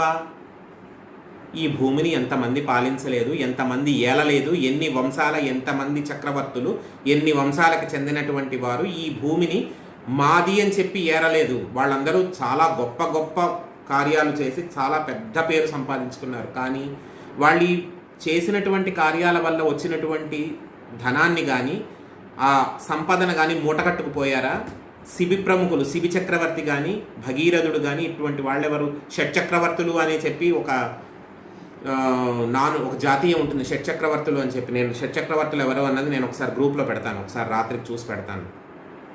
వారి వల్ల భారతదేశానికి చాలా గౌరవం వచ్చింది. అటువంటి వారందరూ కూడా ఏమన్నా వాళ్ళు సంపాదించిందంతా కూడా మూటకట్టు పోయారా? ఏమైంది? సంపాదించింది ఇక్కడే ఉంది, భూమి ఇక్కడే ఉంది, వాళ్ళు వెళ్ళిపోయారు. పేరైనన్ గలదే శిబి ప్రముఖులను ప్రీతిని యసక్కాములై ఈరే కోర్కులు వారలను మరిచిరే ఇక్కాలమున్ భార్గవ. వాళ్ళు చేసినటువంటి మంచి పనుల యొక్క ఆ ఫలితం మొత్తాన్ని పుణ్యరూపంలో తీసుకెళ్లారే కానీ ఆ సంపదను ఏమన్నా మూట కట్టుకుని వెళ్ళిపోయారా? ఈ రోజుల్లో అటువంటి వారు ఉన్నారా? వారిని ఈ లోకం మరువలేదా? ఎంతమంది ఎన్నో మంచి పనులు చేశారు. లాల్ బహదూర్ శాస్త్రి గారిని ఎంతమంది గుర్తుపెట్టుకున్నారు ఈ రోజున? లాల్ బహదూర్ శాస్త్రి గారిని ఎంతమంది గుర్తుపెట్టుకున్నారు? సర్దార్ వల్లభాయ్ పటేల్ గారిని ఎంతమంది గుర్తుపెట్టుకున్నారు? నేతాజీ సుభాష్ చంద్రబోస్ గారిని ఎంతమంది గుర్తుపెట్టుకున్నారు? మన జన్మంతా గుర్తుపెట్టుకునేది ఎప్పుడు ఇద్దరిని, ఇండిపెండెన్స్ డే, రిపబ్లిక్ డే, రెండే పటాలు మనకి. ఎంతమంది ఉన్నారు మన వెనకాల? అల్లూరి సీతారామరాజు గారిని ఎంతమంది గుర్తుపెట్టుకున్నారు? భోగరాజు పట్టాభి సీతారామయ్య గారు, టంగుటూరు ప్రకాశం పంతులు గారు, కామరాజు నాడర్ గారు, వీళ్ళంతా ఏమైపోయారు? వీళ్ళ పేర్లు ఏమన్నా తలుచుకుంటున్నామా? లేదు, తలుసుకోము. కానీ నిజమైనటువంటి భారత భాగ్య విధాతలు వాళ్ళే. కానీ తలుచుకోము, ఎందుకంటే మనకు అవసరం లేదు. మన పనులు మనవి. తలుచుకోనంత మాత్రాన్ని వాళ్ళు చేసింది ఏమన్నా, వాళ్ళు చేయడాన్ని ఏమన్నా, వాళ్ళు చేయదలుచుకున్నది, వాళ్ళ సంకల్పాన్ని ఏమన్నా మార్చుకున్నారా? లేదు, మార్చుకోలేదు. వాళ్ళు చేయదలుచుకున్నది చేసే వెళ్ళిపోయారు. అందరూ వాళ్ళు చేయదలుచుకున్నది చేసే వెళ్ళిపోయారు. కాబట్టి వాళ్ళ పేరు ఎవరైనా తలుచుకుంటున్నారా? పేరు కోసం ఎవరు చేస్తారయ్యా? తృప్తి కోసం, ఆత్మతృప్తి కోసం చేస్తారు. కాబట్టి నన్ను వారించద్దు అన్నాడు. అది కాకుండా నువ్వు అంటున్నట్టు అతను నిజంగా విష్ణువే అయితే నాకన్నా అదృష్టవంతుడు ఎవడయ్యా? నువ్వు అంటున్నట్టు నిజంగా అతను విష్ణుమూర్తే అయితే నాకన్నా అదృష్టవంతుడెవడు? నేను ఇచ్చే చెయ్యి నాది, తీసుకునే దానం అడిగే చెయ్యి అతనిది, విష్ణుమూర్తిది. నువ్వు అంటున్నట్టుగా విష్ణుమూర్తి ఇలా వస్తే ఆదిన్ శ్రీసతి కొప్పుపై, తనువుపై, నంసోత్తరీయంబుపై, పాదాబ్జంబులపై, కపోలతడిపై, పాలిండ్లపై నూత్న మర్యాదనం చెందు కరంబు క్రిందగుటన్ మీదై నా కరంబుంట మేలన్ రాజ్యమున్ గీజ్యమున్ సతతమే కాయంబు నాపాయమే ఆదిన్ శ్రీసతి కొప్పుపై. ఆయన లక్ష్మీదేవిని ప్రేమారా ఇలా కౌగిలించుకున్నప్పుడు చెయ్యి ఇలా పైన, ఎంతసేపు కామంతోనే చూడక్కర్లేదు, భార్యాభర్త అన్నప్పుడు దగ్గరికి తీసుకుంటారు. చెయ్యి ఇలా పైన వేసుకున్నప్పుడు ఆవిడ కొప్పు మీదకి వెళ్తుంది చెయ్యి. ఆవిడ తల శిరోజాలను ఇలా తడుముతాడు శ్రీహరి. అటువంటి చెయ్యి కింద అవుతుందయ్యా. లక్ష్మీదేవి తల నిమిరిన చెయ్యి నా చెయ్యి కింద ఉంది, నా చెయ్యి పైనుంది. ఆదిన్ శ్రీసతి కొప్పుపై. శ్రీసతి అంటే, శ్రీ అంటే ఎంతసేపు లక్ష్మీదేవి కాదు, శ్రీ సతి. శ్రీ అంటే శ్రీ స్వరూపం విష్ణుమూర్తి. శ్రీ సతి ఎవరు? విష్ణుమూర్తికి సతి లక్ష్మీదేవి. ఆదిన్ శ్రీసతి కొప్పుపై, తనువుపై. ఆవిడ శరీరం మీద ఇలా చెయ్యి వేస్తాడు, వెనక నుంచి భుజంతో ఇలా కౌగిలించుకుంటాడయ్యా చేత్తో. అటువంటి చెయ్యి అంశోత్తరీయంబుపై ఆవిడ కొంగు పట్టుకుని ఆడుకున్నాడుగా గజేంద్ర మోక్షంలో. సిరికింజప్పడు శంఖచక్రయుగమున్ చేదోయి సంధింపడే ఏ పరివారంబును జీరడు అభ్రకపతిని మన్నింపడు ఆకర్ణికాంతరిదంబిల్లము చొక్కనత్తుడు వివాద ప్రోద్దిత శ్రీకుచోపరి చేలాంచలమైన వీడుడు. అమ్మవారి కొంగు అట్టుకుని వెళ్ళిపోయాడు, అది కూడా వదల్లేదు. ఆవిడ కొంగుతో ఆడుకుంటాడు, ఆవిడ చీర కొంగుని ఇలా పట్టుకుంటాడు. అటువంటి చెయ్యి నా చెయ్యి కింద ఉంటుంది, నా చెయ్యి పైన ఉంటుంది. నేను ఇలా పెడితే ఆయన ఇలా పట్టుకుంటాడు. అంశోత్తరీయంబుపై, పాదాబ్జంబులపై. సరదాగా ఆవిడకి ఎప్పుడైనా ప్రణయ రూపంలో చక్కగా పాదాలకు పారాణి పెడతాడు. అటువంటి పారాణి పెట్టినటువంటి పరమ పావనమైనటువంటి చెయ్యి అమ్మవారి శ్రీమాత కాలికి పారాణి పెట్టినటువంటి చెయ్యి, ఆ చెయ్యి నా చేతి కింద ఉంటుంది. పాదాబ్జంబులపై, కపోల తటిపై బుగ్గలిలా పట్టుకుని ఆహా లక్ష్మి అని చెప్పి ఇలా నిమురుతాడు. దీంట్లో పెద్ద బుగ్గలు నొక్కుకోవడానికి అమ్మో ఇలాంటివి చెప్తారా అనుకోవడానికి ఏమీ లేదు. బుగ్గలు పట్టుకుని ఇలా నిమురుతాడు. అటువంటి చెయ్యి. పాలిండ్లపై నూత్న మర్యాదనం చెందు కరంబు క్రిందగుటన్ మీదై నా కరంబు మేలున్ గదే రాజ్యము గీజ్యము సతతమే కాయంబు నాపాయమే. ఇంత వైభవం నాకు దక్కుతుంటే ఈ రాజ్యం అక్కర్లేదు, సంపద అక్కర్లేదు, పో ఏం పర్లేదు అన్నాడు. అంతేగా ఎందరికీ అభయములిచ్చు చేయి కందువగు మంచి బంగారు చెయ్యి అని చెప్పి పదకవితా పితామహుడైనటువంటి అన్నమాచార్యుల వారు ఆ చేతి గురించి ఒక కీర్తనే రాశాడు. పోతనామాచుల వారు ఒక పద్యం రాశారు. అన్నమాచార్యుల వారు పెద్ద కీర్తనే రాశారు. ఎందరికీ అభయములిచ్చు చేయి కందువగు మంచి బంగారు చేయి అని చెప్పి ఆ చేతి గురించే రాశాడు. అటువంటి చెయ్యయ్యా లక్ష్మీదేవికి ఎన్ని రకాల మర్యాదలు చెయ్యాలి. రాజమర్యాదలు, శృంగారపరమైనటువంటి మర్యాదలు, సరసమైనటువంటి చర్యలు చేసేటటువంటి లోకరక్షాకరకమైనటువంటి ఆ చెయ్యి నా చేతి కింద ఇలా దానం పడుతుందయ్యా. అలా దానం పట్టినప్పుడు నేను ఇలా పైనుంచి ఇస్తాను. అటువంటి వైభవం నాకు దక్కుతుంటే ఈ రాజ్యం అక్కర్లేదు, సంపదలు అక్కర్లేదు, ఏమీ అక్కర్లేదు, ఏం అక్కర్లేదు వెళ్ళిపోమని చెప్పాడు. ఇంత మాట అన్న తర్వాత ఏ గురువు అయినా ఏం చేస్తాడు? నీ కర్మ, నేను చెప్పాను, అయిపోయింది కదా. నువ్వు పరమపదాన్ని కోరుకుంటున్నావు, మంచిదే. నువ్వు కోరుకుంటున్నది కూడా మంచిదే. నీకు శుభమగుగాక. శుభమే జరుగుతుంది, ఫైనల్గా జరిగేది శుభమే. శిష్యుడు కాబట్టి శపించడు, నీకు మంచి జరుగుగాక. వెళ్ళిపోయాడు.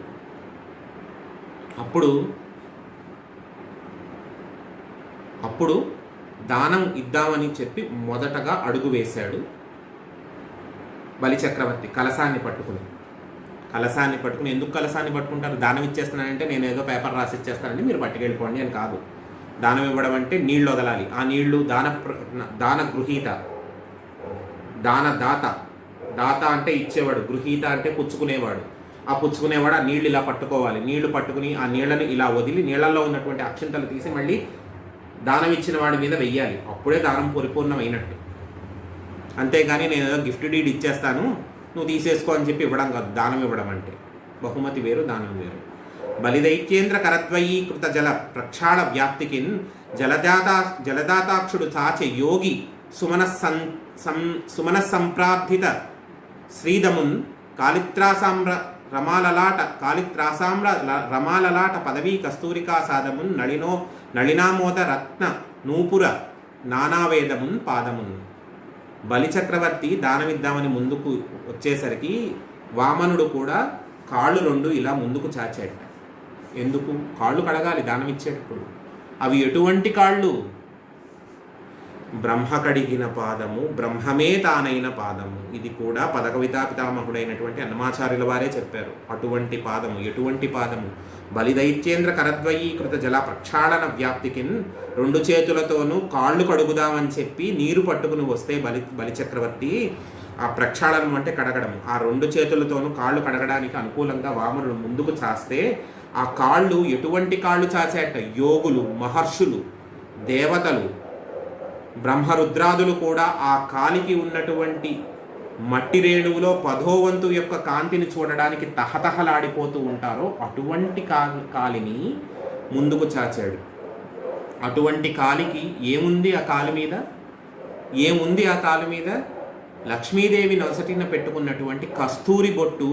అమ్మవారు ఇలా ముందుకు వంగి ఆయన కాలికి తన నుదురు తగిలేలా నమస్కరిస్తే ఆవిడ పెట్టుకున్నటువంటి కస్తూరి తిలకం ఆ పాదం మీద పుట్టుమచ్చగా వచ్చేసిందట వామనుడికి. మరి లక్ష్మి లేకుండా వచ్చాడుగా, లక్ష్మీదేవి చిహ్నంతోనే వచ్చాడుగా, లక్ష్మీదేవి చిహ్నాన్ని ధరించే వచ్చాడుగా. అమ్మవారు పాదాభివందనం చేయడానికి, శ్రీమన్నారాయణుడికి పాదాభివందనం చేయడానికి వంగుని తన నుదుటిని ఆయన స్వామి యొక్క కాలికి ఆనిస్తే ఆ ఆంచినప్పుడు అంటుకున్నటువంటి కస్తూరి తిలకపు మచ్చ వామనమూర్తి కాలికి పుట్టుమచ్చగా అమిరిపోయిందట. అటువంటి కాలిని చాపాడు. కాలిని చాపితే పద్మాల పరిమళంతో గుబాళిస్తోందట ఆ కాలు. ఎందుకు గుబాళిస్తోంది? మరి ఆయన ఎక్కడి నుంచి వచ్చాడు? కడుపులోంచి పద్మనాభం పుట్టి అక్కడి నుంచి బ్రహ్మగారు పుట్టాడు. అమ్మవారేమో పద్మాననే, పద్మవూరు, పద్మాక్షి, పద్మసంభవ, ప్రతీది పద్మాలతోనే సంబంధం. మరి ఆయన దగ్గర నుంచి పద్మాల వాసన రాక ఇంకేం వాసన వస్తుంది? అంతే కదా, పద్మాలకు చుట్టం. అటువంటి వాడి దగ్గర పద్మాలు, తామరపూల వాసనే వస్తుంది. అటువంటి కాలు కడగడానికి సిద్ధమయ్యాడట బలిచక్రవర్తి. ఇక్కడ ఏం జరిగిందంటే బలిచక్రవర్తి సిద్ధమయ్యాడు, కానీ ఇక్కడ కూడా పాపం శుక్రాచార్యుడికి అంతో ఇంతో ఆశుంది. అరే పాపం మన శిష్యుడు, కాపాడుకోవాల్సినటువంటి బాధ్యత మనకుంది. ఎందుకు? నేను ఎవరికైతే పౌరోహిత్యం వహించి వారికి గురుత్వం వహిస్తున్నానో అటువంటి వారిని కాపాడాల్సినటువంటి కర్తవ్యము నాకుంది. నా ప్రయత్నం నేను చెయ్యాలి అని చెప్పి ఆ కాలు కడగడానికి, దానం చేయడానికి ఏ కలశ పాత్రనైతే తీసుకెళ్లారో, కమండలాన్ని తీసుకెళ్లారో, ఆ కమండలంలోకి దూరి కమండలం యొక్క కొమ్ము దగ్గర అడ్డుగా నిలబడిపోయాట. నీళ్లు బయటకు పడకుండా. నీళ్లు బయటకు పడకపోతే నీళ్లు బయటకు రాకపోతే దానం అవ్వదుగా. నీళ్లు ఇలా పోసి దానం చేయకపోతే దానం పరిపూర్ణం అవ్వదు. అలాగైనా సరే కాపాడదామని చెప్పి పాపం అడ్డుగా నించుంటే గ్రహించినటువంటి విష్ణుమూర్తి అంటే వామనుడు ఏం చేశాడంటే తన బొడ్లో దోపుకున్నటువంటి ఈ దర్భల కట్టలోంచి ఒక దర్భ తీసి, ఎందుకు అలా ఎలా చేయగలడు? ఆ కొమ్ములోంచి నీళ్లు పడతాయి. ఎప్పుడైనా చూసారో లేదో ఆ కొమ్ములోంచి నీళ్లు పడతాయి. కమండలపు కొమ్ములోంచి నీళ్లు పడతాయి. ఆ నీళ్లతోంచి ధారగా పడడం, దాంతో సంధ్యావందనం చేయడం లేదంటే ఉపచారాలు చేయడం చేస్తూ ఉంటాం. కమండలం ఆ కొమ్ములోంచి నీళ్లు పడకపోతే నీళ్లు ఆగిపోతాయి కదా. ఆగిపోతే దానం పరిపూర్ణం అవ్వదు కదా. అందుకని అలాగైనా సరే ఆపుదామని చెప్పి ప్రయత్నించాడు శుక్రాచార్యుడు. కానీ అతని ప్రయత్నం సఫలం అవ్వలేదు. ఎందుకు? ఏం అడ్డుపడిందో చూద్దామని చెప్పి వామనుడు ఏం చేశాడంటే బొడ్లో ఉన్నటువంటి ఈ దర్భల కట్టలోంచి ఒక దర్భ తీసి ఆ కమండలం యొక్క కొమ్ము కన్నంలోంచి ఇలా ఇలా ఇలా ఇలా పొడిచి చూసేసరికి అది కరెక్ట్గా ఏం జరిగిందంటే ఆ కమండలపు అటువైపు కలసంలో ఉన్నటువంటి కమండలపు అంచు దగ్గర ఉన్నటువంటి శుక్రాచార్యుడు ఎడం కన్నుకు తగిలింది. కన్ను పోయింది. ఏకాక్షుడయ్యాడు. ఒంటి కన్నువాడయ్యాడు శుక్రాచార్యుడు. ఆ సంఘటనతో శుక్రాచార్యుడు ఒంటి కన్నువాడైపోయాడు. అక్కడితో శుక్రాచార్యుడు, అమ్మ నా ప్రయత్నం ఇంకా ఈయన తెలుసుకున్నాడు రా బాబు, ఈయన వచ్చినవాడు విష్ణువు, నేను ఎన్ని ప్రయత్నాలు చేసినా కూడా కుదిరేది కాదు. వచ్చినవాడు విష్ణువు, ఆయన ఆపడం కష్టం. కాబట్టి నా ప్రయత్నాలు నేను చేశాను, అతని కర్మఫలం అతను అనుభవించి తీరాలి బలి చక్రవర్తి. కాబట్టి ఇంకా వదిలేయడం మంచిదని చెప్పి తను కూడా అడ్డు తప్పుకున్నాడు. తప్పుకున్న తరువాత ఎలా జరిగింది, ఏం జరిగింది, పరిణామాలన్నీ కూడా ఏమయ్యాయి అనేది నెక్స్ట్ సెషన్లో మనం చెప్పుకుందాం. ఒకసారి లాగౌట్ చేసి లాగిన్ చేయండి అందరూ.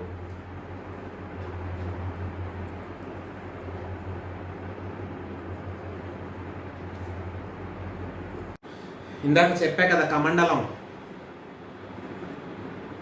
మీకు చూపిద్దామని తీసుకొచ్చాను లోపలికి వెళ్ళి. ఇప్పుడు ఈ బ్రేక్లో ఈ లోపల ఒక కన్నం ఉంటుంది, పైన ఒక కన్నం ఉంటుంది. లోపల నుంచి ఇలా నీళ్ళు పోస్తే బయట నుంచి నీళ్ళు పడతాయి, అవునా?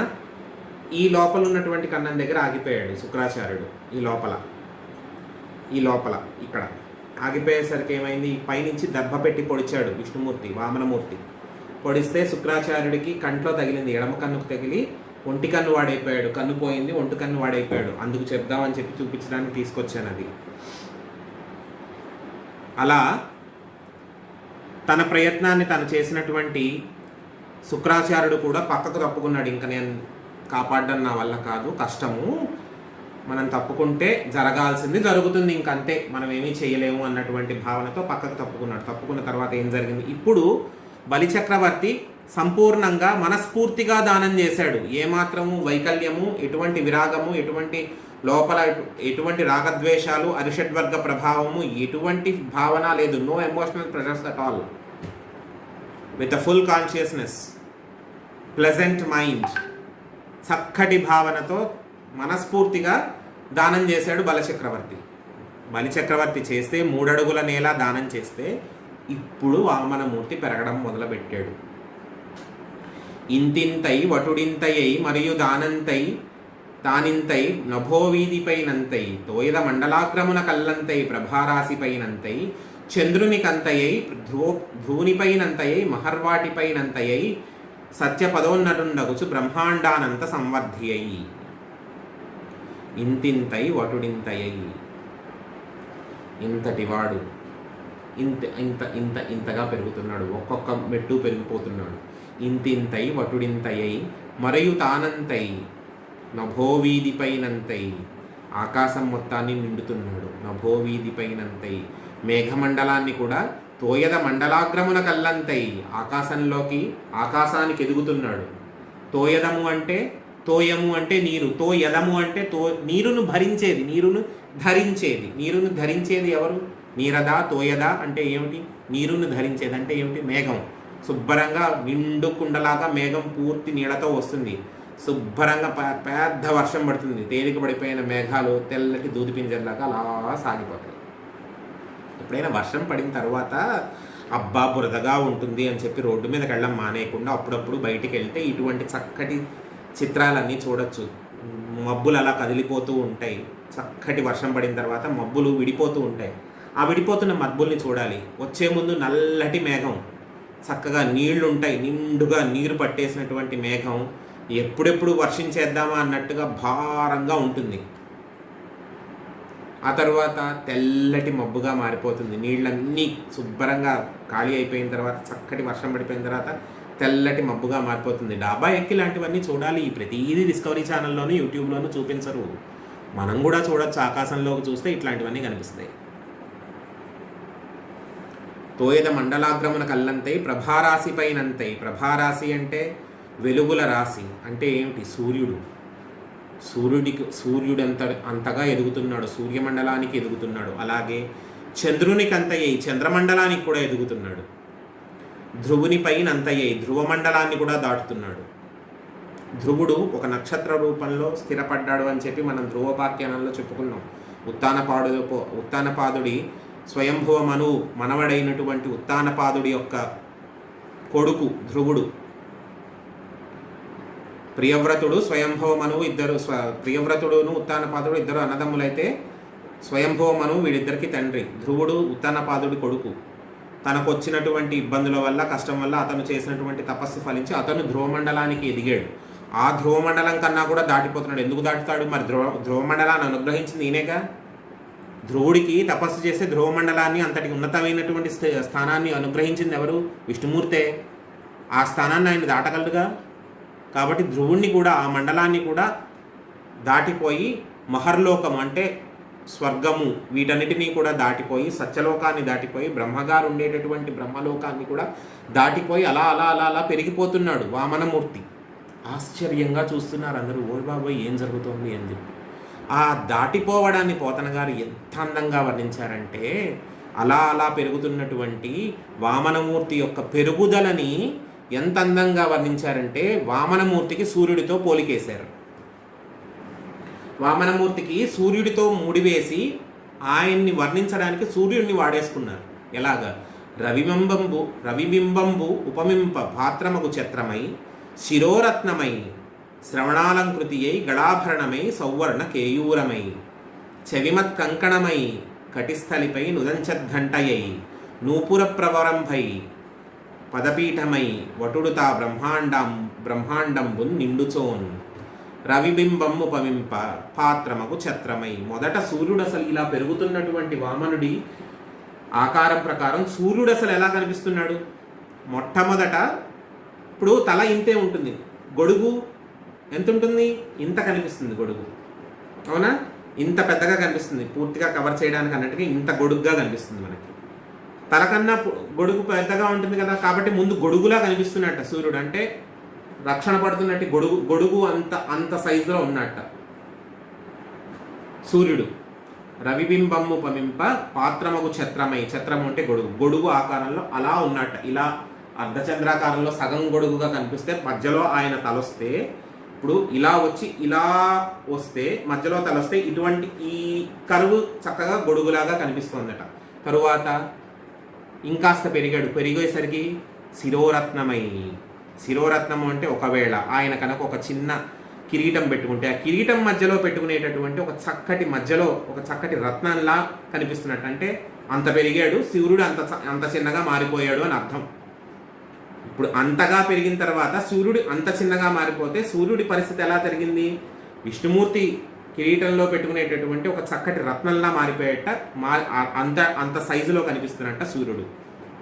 అలాగే శ్రవణాలంకృతి ఇంకాస్త పెరిగేసరికి చెవికి పెట్టుకునేటటువంటి రాళ్ల దుద్దులాగా కనిపిస్తున్నట్ట, అలా ప్రకాశిస్తున్నట్ట సూర్యుడు. శ్రవణాలంకృతి అయి గళాభరణమై ఇంకాస్త పెరిగేసరికి ఈయన ఇలా పెరిగేసరికి సూర్యుడు ఇంకాస్త కిందకి జారాడు. మెళ్ళో వేసుకునేటటువంటి చక్కటి రత్నంలా కనిపించేట. గళాభరణమై సౌవర్ణ కేయూరమై ఇంకాస్త పెరిగేసరికి ఏం జరిగింది? చేతికి పెట్టుకునేటటువంటి దండకడియాలుగా కనిపిస్తున్నట్ట. ఆ దండకడియానికి పెట్టుకునేటటువంటి కొలికిలా కనిపిస్తున్నట్ట. కేయూరము అంటే చేతికి పెట్టుకునేటటువంటి ఆభరణాలు, గాజులు, వంకీలు, ఇంకోటి బ్రేస్లెట్లు, ఇంకోటి అలాంటివి. సౌవర్ణ కేయూరమై బంగారు కంకణం, మెరిసిపోయేటటువంటి బంగారు కంకణం ఎలా ఉంటుంది చేతికి, అటువంటి రకంగా కనిపిస్తున్నట్ట చేతికి సూర్యుడు. ఇంకాస్త పెరుగుతున్నాడు. చవిమత్ కంకణమై చెవిమత్ కంకణమై అంటే సౌవర్ణకే బంగారు భుజకీర్తిగా, అలాగే కాంతులు ఇనేటటువంటి చేతికి పెట్టుకునేటటువంటి కంకణంగా కనిపిస్తున్నట్ట. చెవిమత్ కంకణమై దుజంతద్ ఘంటయ్యి. అనంతరం తరువాత నడుముకి గజ్జల వడ్డాణం పెట్టుకుంటే దానికి ఒక చిన్న గంట ఉంటే ఎంత అందంగా ఉంటుందో. ఈ గంట గురించి మనం దశమ స్కందంలో మాట్లాడుకుందాం. ఎందుకంటే కృష్ణుడు పెట్టుకుంటాడు గట్టల వడ్డాణం. అబ్బో ఎంత అందంగా ఉంటుందో నిజంగా. ఆ అల్లరి కృష్ణుడు, చిన్ని కృష్ణుడు ఆ గంట గణగణ గణగణ మోగేలాగా అటు ఇటు నందవ్రజంలో తిరుగుతూ యశోదాదేవిని ఇబ్బంది పెడుతూ ఆడుకుంటూ ఉంటే దాన్ని వర్ణించారు పోతనామాచ్యుల వారు. అది మనం దశమ స్కందంలో మాట్లాడుకుందాం. మధ్యలో ఇంకా 3 అవతారాలు ఉన్నాయి, అవి చెప్పుకోవద్దు, అవి అయిన తర్వాత మాట్లాడుకుందాం. ఆ గంటలా కనిపిస్తున్నట్ట, నడుముకు పెట్టుకున్నటువంటి వడ్డాణానికి అమర్చుకున్నటువంటి గంటలా కనిపిస్తున్నట్ట సూర్యుడు. ఇంకాస్త పెరిగేట వామనమూర్తి. ఇంకాస్త పెరిగేసరికి మోకాలికి పెట్టుకునేటటువంటి, నిన్న మనం పోయిన వారం మాట్లాడుకున్నాం, వెంకటేశ్వర స్వామి వారిని చూసేటప్పుడు మోకాళ్ళ కింద కూడా ఆభరణాలు పెట్టుకుంటారా అనేటటువంటి అనుమానం వస్తుంది. అటువంటి ఆభరణాలు కూడా పెట్టుకుంటారు వెంకటేశ్వర స్వామి వారు అని చెప్పి మనం చెప్పుకున్నాం పోయిన వారం సెషన్లో చెప్పుకున్నాం. అటువంటి మోకాళ్ళ కింద పెట్టుకునేటటువంటి ఆభరణంగా ఒక చిన్న అందెగా మారేట. ఇంకాస్త పెరిగేసరికి కాళ్ళకు పెట్టుకునే గజ్జల్లా మారిపోయేట. దేవుడు ఏమన్నా మామూలు వెండి గజ్జలును బేగంపేటలో కొనుక్కునే గజ్జలు పెట్టుకుంటాడా? బేగం బజార్లో పెట్టుకునేటటువంటి ఫ్యాన్సీ షాప్లో పెట్టుకుంటాడా? లేదుగా చక్కటి బంగారు గజ్జలు పెట్టుకుంటాడు. ఆ బంగారు గజ్జల్లాగా మెరిసిపోతున్నట్ట సూర్యుడు. అంటే వామనమూర్తి ఎంత అలా అలా అలా పెరిగి త్రివిక్రమావతారాన్ని సంతరించుకుంటున్నాడో, సూర్యుడు అంత అంత అంత అంత మినిమైజ్ అయ్యి వామనమూర్తి యొక్క తేజస్సులో ఆయన కలిసిపోయి ఆయన యొక్క శరీరం మీద ఆయన ఎలా కనిపిస్తున్నాడు, వామనమూర్తి యొక్క శరీరం మీద ఆయన ఎలా కనిపిస్తున్నాడు అనేది వర్ణిస్తున్నారు పోతనామాచ్యులు. ఆఖరికి ఎలా అయింది? కాళ్ళ గజ్జలుగా కనిపించినటువంటి సూర్యుడు ఆఖరికి కాలి కింద పీఠంలా కనిపించాట. కాలి కింద పీఠము అంటే ఏమిటి? ఇప్పుడు చక్రవర్తి అనేవారు సింహాసనం మీద కూర్చుంటే ఏమవుతుందంటే కాలు పెట్టుకోవడానికి ఒక పీఠం పెడతారు, ఒక చిన్న బల్ల, ముక్కాలి పీఠను ఇంకోటను ఎలా అన్నా అనుకోవచ్చు. కాలి కింద కాలు ఇలా ఆంచుకోవడానికి ఒక పీట పెడతారు, అది పీఠము అంటారు. అటువంటి పీటగా మారిపోయేట. అంటే అంతగా పెరిగాడు వామనమూర్తి, అంతగా తరిగిపోయాడు సూర్యుడు. సూర్యుడు వామనమూర్తి పెరుగుదలని సూర్యుడి యొక్క తరుగుదలతో పోలుస్తూ, సూర్యుడు వామనుడు పెరుగుతుంటే ఎన్ని రకాలుగా రూపాంతరం చెందుతూ ఎంత కిందకు వచ్చేసాడు అన్నది సూర్యుడితో పోల్చుకుంటూ చెప్పారు పోతనామాచ్యుల వారు. అది ఈ 2 పద్యాలు నేను వీలైనంత వరకు పంపిస్తాను, ఒకసారి నేర్చుకోండి. ఈ 2 చాలా బాగుంటాయి పద్యాలు. తన పుట్టిల్లెదే పొమ్మటంచు అజుడు తన్నాభి పంకేరుహంబు నిరీక్షించి నటించి ఉన్నత పదంబు చూచి తత్పాద సేచనంబునకై చేసే కమండలోదకంబు చల్లించి తత్తోయంబుల్ వినివీధి ప్రహరించే దేవనదిగా విశ్వాత్మకున్ కీర్తిప్రభన్. ఇలా ఇలా ఇలా పెరుగుతున్నటువంటి వామనమూర్తిని చూసినటువంటి బ్రహ్మగారు బయట కోలాహలంగా ఉందట. యక్షులు, గంధర్వులు, దేవతలు అందరూ కూడా ఆహా ఓహో అనుకుంటూ చాలా ఆనందంగా చూస్తున్నారట. ఈ బ్రహ్మగారు కోసం తపస్సు చేసుకుంటూ ఉంటారు కదా, తనలో తాను పరబ్రహ్మ తపస్సు చేసుకుంటూ ఉంటారు. ఏమిట్రా గోల అని చెప్పి బయటికి వచ్చేట. ఏమిటి గోల ఏమిటి? మీ నాన్నగారు వామనావతారంలో త్రివిక్రమ ఆకారాన్ని తీసుకుంటున్నారు, అంతకంతకు పెరిగిపోతున్నారు. సూర్యుడు చూడు ఎలా కనిపిస్తున్నాడో, ముందు గొడుగయ్యాడు, తర్వాత చెవికి పెట్టుకునే దుద్దులా కనిపించాడు, తర్వాత ఏమో కిరీటంలో ఉన్నటువంటి రత్నంలా కనిపించాడు, తర్వాత మెడలో ఉన్నటువంటి ఓ చిన్న నెక్లెస్లా కనిపించాడు, తర్వాత భుజానికి పెట్టుకునేటటువంటి వంకీలా కనిపించాడు, తర్వాత కంకణం అయిపోయాడు, తర్వాత నడువుకు పెట్టుకునేటటువంటి గంటలా కనిపించాడు, తర్వాత మోకాలి కింద పెట్టుకునేటటువంటి గజ్జల్లా కనిపించాడు, ఆఖరికి పాదం కింద పెట్టుకునేటటువంటి పీఠంలా అయిపోయాడయ్యా. అంత పెరిగాడు మీ నాన్నగారు విష్ణుమూర్తి వామనావతారంలో, వచ్చి చూడు ఎంతసేపు తపస్సేనా అని చెప్పి చెప్తే అప్పుడు బ్రహ్మగారు తపస్సు నుంచి తేరుకుని బయటికి వచ్చి చూశారు. ఆహా అని చెప్పి ఆయన చూసేలోపు ఈయన ఇంకా పెరిగిపోయాడు. ఎంతగా పెరిగాడు ఈయన ఇలా ఇలా దేహం పెంచుకుంటూ పోయేసరికి ఆయన నాభికమలం కనిపించింది. మనకి మొదట్లో భాగవతం మొదట్లో బ్రహ్మగారు తపస్సు చేస్తే తన జన్మస్థానాన్ని చూడడం కోసం తపస్సు చేశాడు. గుర్తు తెచ్చుకోండి అందరూ. బ్రహ్మగారి జననం గురించి, బ్రహ్మగారికి కర్తవ్య బోధన చేయడం గురించి మనం ఒక సెషన్లో చెప్పుకున్నాం. అప్పుడు బ్రహ్మగారు తపస్సు చేశారు, నా జన్మస్థానం ఎక్కడ అనేది నేను చూడాలి అని చెప్పి. అప్పుడు కుదరలేదు ఆయనకి, ఇప్పుడు కుదిరింది. ఆహా నేను పుట్టినటువంటి నాభిస్థానము నాభి కమలం పుట్టినటువంటి స్థానం ఇదే కదా అని చెప్పి అప్పుడు శ్రీ మహావిష్ణువు యొక్క నాభి అంటే బొడ్డు చూసేట. అంటే ఈయన ఇంకా తల చూడలేదు, బ్రహ్మగారు తల చూడలేదు, విష్ణుమూర్తి యొక్క తల చూడలేదు, కేవలం అంతలోనే ఉన్నాడు, ఇంకా పైకి చూడలేదు. ఆయన అలా అలా అలా అలా పెరుగుతూ ఇప్పుడు ఏం చేశాడంటే ఈ కాలు ఎత్తాడు. వామనమూర్తి ముల్లోకాలు కొలవడం కోసం ఒక కాలితో మొత్తం భూమండలం మొత్తాన్ని కొలిచాడు. ఒక కాలితో ఒక అడుగు అయిపోయింది, 3 అడుగులు లెక్కెట్టుకోండి అందరూ కూడా, 3 అడుగులు లెక్క, అవునా? 3 అడుగుల్లో మొదటి అడుగు భూమి అయిపోయింది, అవునా? 2వ అడుగు పైకి లేపాడు, కాలుని పూర్తిగా పైకి లేపి మొత్తం ఆకాశం మొత్తాన్ని, పైనున్నటువంటి ఊర్ధ్వలోకాలు మొత్తాన్ని ఒక్క అడుగులో కొలిచాడు. అలా పైకి లేపినప్పుడు ఏం చేశాడంటే బ్రహ్మగారు, ఆహా మా నాన్నగారి కాలయ్యా, కింద పైన నేను ఎప్పుడూ చూడలేదు, మధ్యలో తప్ప. ఆయన ఏదో లేపాడు కాబట్టి, కాలు పైకి లేపాడు కాబట్టి చూస్తున్నాను ఆయన కాలు. లేకపోతే శ్రీమన్నారాయణ యొక్క ఆ కాలు చూడడం, ఆ పాదాలు చూడడం ఎవరి తరం, ఎవరి వల్ల కాదు. అటువంటి కాళ్ళు చూస్తున్నానని చెప్పి గౌరవం పెళ్ళుబికి తన చేతిలో ఉన్నటువంటి కమండలంతో నీళ్లతో కడిగితే ఆ నీళ్లు మామూలుగా అయితే పోస్తే వస్తాయి, ఆయన కాలు ఇంత ఇంత ఉందా, అంతుంది. చిలకరిస్తే ఎన్ని నీళ్లు పడతాయో అటువంటి నీళ్లు పడ్డాయట. కమండలంలో ఉన్న నీళ్లు ఇలా పోస్తే ఆఖరికి నైవేద్యం పెట్టేటప్పుడు మనం ఇలా చల్లుతాం చూడండి, అంత నీళ్లుగా అమిరిపోయాయి ఆ కాలు మీద. అంత నీళ్లు ఏమయ్యాయి ఆఖరికి ఆ కాలు మించి జారిపోయి దేవగంగగా ఊర్ధ్వలోకంలో ప్రవహించడం మొదలుపెట్టాయి. బ్రహ్మగారి కమండలంలో నీళ్లు నారాయణుడి కాళ్ళ మీద చలితే ఆ కాళ్ళ మీద నుంచి జారినటువంటి ఆ నీటి బిందువులు దేవలోకంలోను స్వర్గలోకంలోను ఒక నదిగా మారి దేవగంగగా ప్రవహించడం మొదలుపెట్టింది. బ్రహ్మ కడిగిన పాదము, బ్రహ్మము తానే ఈ పాదము. అక్కడే కడిగాడు బ్రహ్మగారు. బ్రహ్మ కడిగిన పాదము అంటే అదే. కాబట్టి అలా చల్లుకున్న తరువాత ఇంకా ఇంకా ఇంకా పెరుగుతున్నాడు. ఇప్పుడు బలి చక్రవర్తిని చూశాడు వామనుడు. రాజా, నువ్వు మాట తప్పకూడదు, మాట ఇచ్చావు, తప్పకూడదు. 3 అడుగులు ఇస్తానన్నావు, నేను 3 అడుగులే చాలని చెప్పాను. అదే నా పాలిట బ్రహ్మాండం అన్నాను. ఆయన పాలిట బ్రహ్మాండం అంటే ఏమిటి? విష్ణుమూర్తి పాలిట బ్రహ్మాండం అంటే ఏమిటి? ఆయనే విశ్వస్వరూపము. విష్ణు సహస్రనామంలో ప్రతివారం ఇదే మాట చెప్పుకుంటున్నాం. విష్ణు సహస్రనామంలో మొదటి మాట ఏంటి? విశ్వం విష్ణుర్వషట్కారో భూత భవ్య భవత్ ప్రభు. విశ్వమే ఆయన మళ్ళీ కొలవడం ఏమిటి? కొలవాల్సి వచ్చింది కాబట్టి ఒక ఆకారాన్ని తీసుకుని కొలిచాడు. నువ్వు 3 అడుగులు ఇస్తానన్నావు, నేను 2 అడుగులే కొలిచాను. 1 అడుగుతో మొత్తం భూమండలం మొత్తాన్ని కొలిచాను. 2 అడుగుతో ఊర్ధ్వలోకాలు, పైనున్నటువంటి లోకాలన్నింటినీ కొలిచాను. ఆకాశం దాటి, బ్రహ్మమండలాన్ని దాటి, ధ్రువమండలాన్ని దాటి, చంద్రమండలము, ఇటువంటి మండలాలన్నీ కూడా దాటిపోయి పైనున్నటువంటి ఊర్ధ్వలోకాలన్నిటినీ కూడా కొలిచేశాను. 3వ అడుగు మిగిలిపోయింది, ఎక్కడ పెట్టమంట. ఇప్పుడు మాయ వదిలిపోయింది. ఇప్పుడు బలిచక్రవర్తికి లోపల ఉన్నటువంటి అహంకారము, కించిత్తో అంతో ఇంతో ఉన్నటువంటి గర్వము, మాయ మొత్తం వదిలిపోయాయి. శుక్రాచార్యుడు చెప్పాడు, వినలేదు. అయ్యో, మాట తప్పిపోతున్నాను నేను. ఇప్పుడు మాట తప్పకూడదు. పితృపితామహుల గతికి తప్పిన వాడిని అవుతాను. మాట తప్పకూడదు.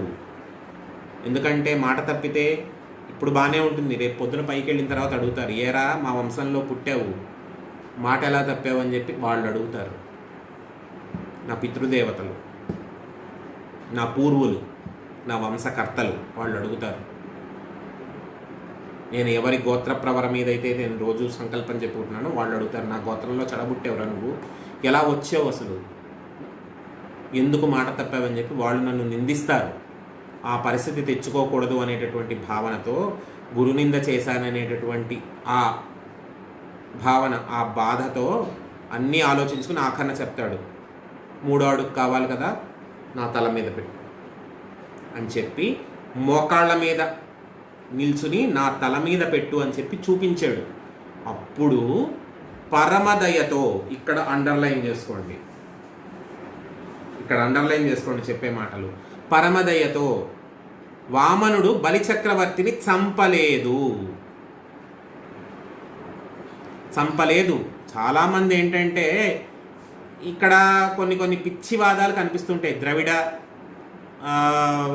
భావజాలం అని ఇంకోటని రావణాసురుడు ద్రవిడుడు కాబట్టి, బలిచక్రవర్తి కూడా ద్రవిడుడు కాబట్టి, ఇంకోటి కాబట్టి మోసం చేసేశారు, అది కాబట్టి ఇది కాబట్టి, నీ కాబట్టిలన్నీ పక్కకి కాబట్టి తోసేస్తే అసలు జరిగింది ఏంటి అంటే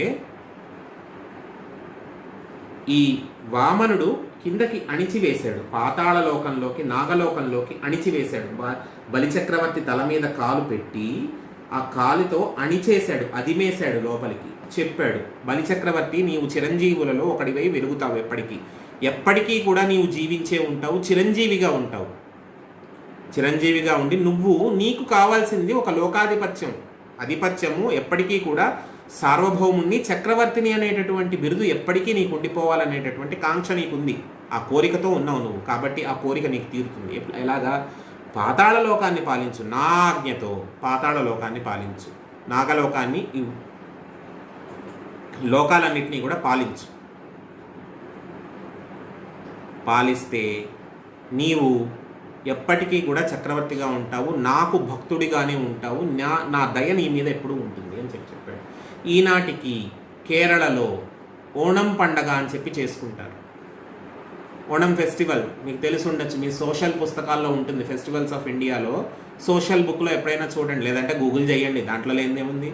గూగుల్ శాస్త్రి గారు సమస్తం చెప్తారు. గూగుల్ చేయండి, ఓణం పండగ ఎందుకు చేసుకుంటారు అనేది చూడండి. అలాగే కర్ణాటకలో బలిపాడ్యమి అని చెప్పి చేస్తారు. ఏ రోజు? దీపావళికి వాళ్ళు ఎవరు అంత పెద్ద ప్రాధాన్యత ఇవ్వరు. కర్ణాటకలో బెంగళూరు సైడు దీపావళికి ప్రాధాన్యత ఇవ్వరు. పక్క రోజు అయినటువంటి బలిపాడ్యమి రోజున పండగ చేసుకుంటారు వాళ్ళు. బలిపాడ్యమి చాలా పెద్ద పండగ వాళ్ళకి. బలిచక్రవర్తి ఆ రోజున పైకి వస్తాడు, పైకి వచ్చి పరికించుకుని వెళ్తాడు. ఆ రోజు ఒక్కరోజే విష్ణుమూర్తి గారు బలిచక్రవర్తికి పైన భూమి మీదకు రావడానికి పర్మిషన్ ఇచ్చాడు. ఆ రోజు మాత్రమే అనుమతి ఉంది అనేటటువంటి నమ్మకం ఉంది ఈనాటికి కూడా కర్ణాటక స్టేట్ గవర్నమెంట్ బలిపాడ్యమికి హాలిడే ఇస్తుంది, సెలవిస్తుంది. దీపావళి సంగతి ఎలా ఉన్నా Bali Padyami is a holiday including corporates. కాబట్టి అంత ప్రాధాన్యత ఉంది బలిచక్రవర్తికి. ఈ రకంగా బలిచక్రవర్తిని పాతాళలోకానికి అదిమేసేసి అణిచేసేసి వామనమూర్తి దేవతలందరినీ కూడా రక్షించి వారికి మళ్ళా పరాకు చెప్పి జాగ్రత్తగా ఉండాలి మీరు అని చెప్పి వారి యొక్క అమరావతిని, వారి యొక్క వైభవాన్ని అంతా కూడా మళ్ళీ వెనక్కి ఇప్పించి తను మళ్ళా వైకుంఠానికి వెళ్ళిపోయాడు వైకుంఠానికి. ఇక్కడ మనకి తెలియాల్సింది ఏంటి? బలిచక్రవర్తి దగ్గర నుంచి కూడా నేర్చుకోవాలి. ఒకటి, మనది కాని వస్తువుని మనం ఆక్రమించుకోవాలని చెప్పి ఏనాడు కూడా చూడకూడదు. అమరావతి బలిచక్రవర్తిది కాదు, దేవతల వైభవం బలిచక్రవర్తిది కాదు. అతను అనుభవించాలని చూశాడు, తనది కాదు. తనది కానిది తను ఏనాడు కూడా ఆశించకూడదు. If it is in our destiny it would be ours forever ఎవర్. మీకు అర్థం అవ్వాలని చెప్తున్నాను. మనకి రాసి పెట్టుంటే మనకు వస్తుంది, మనకి రాసి పెట్టి లేకపోతే మనకి వచ్చినట్టే ఉంటుంది మనం లాక్కుంటే. కానీ దాన్ని మనం ఎంత చక్కగా లాక్కున్నామో మన నుంచి అంత బాగా లాక్కోవడం పైన ఆయనకు తెలుసు. ఆయన వచ్చి ఇప్పుడు ఏమైనా లాక్కుంటాడా? ఈ రోజుల్లో కాదు, లాగించే వాళ్ళని పంపిస్తాడు.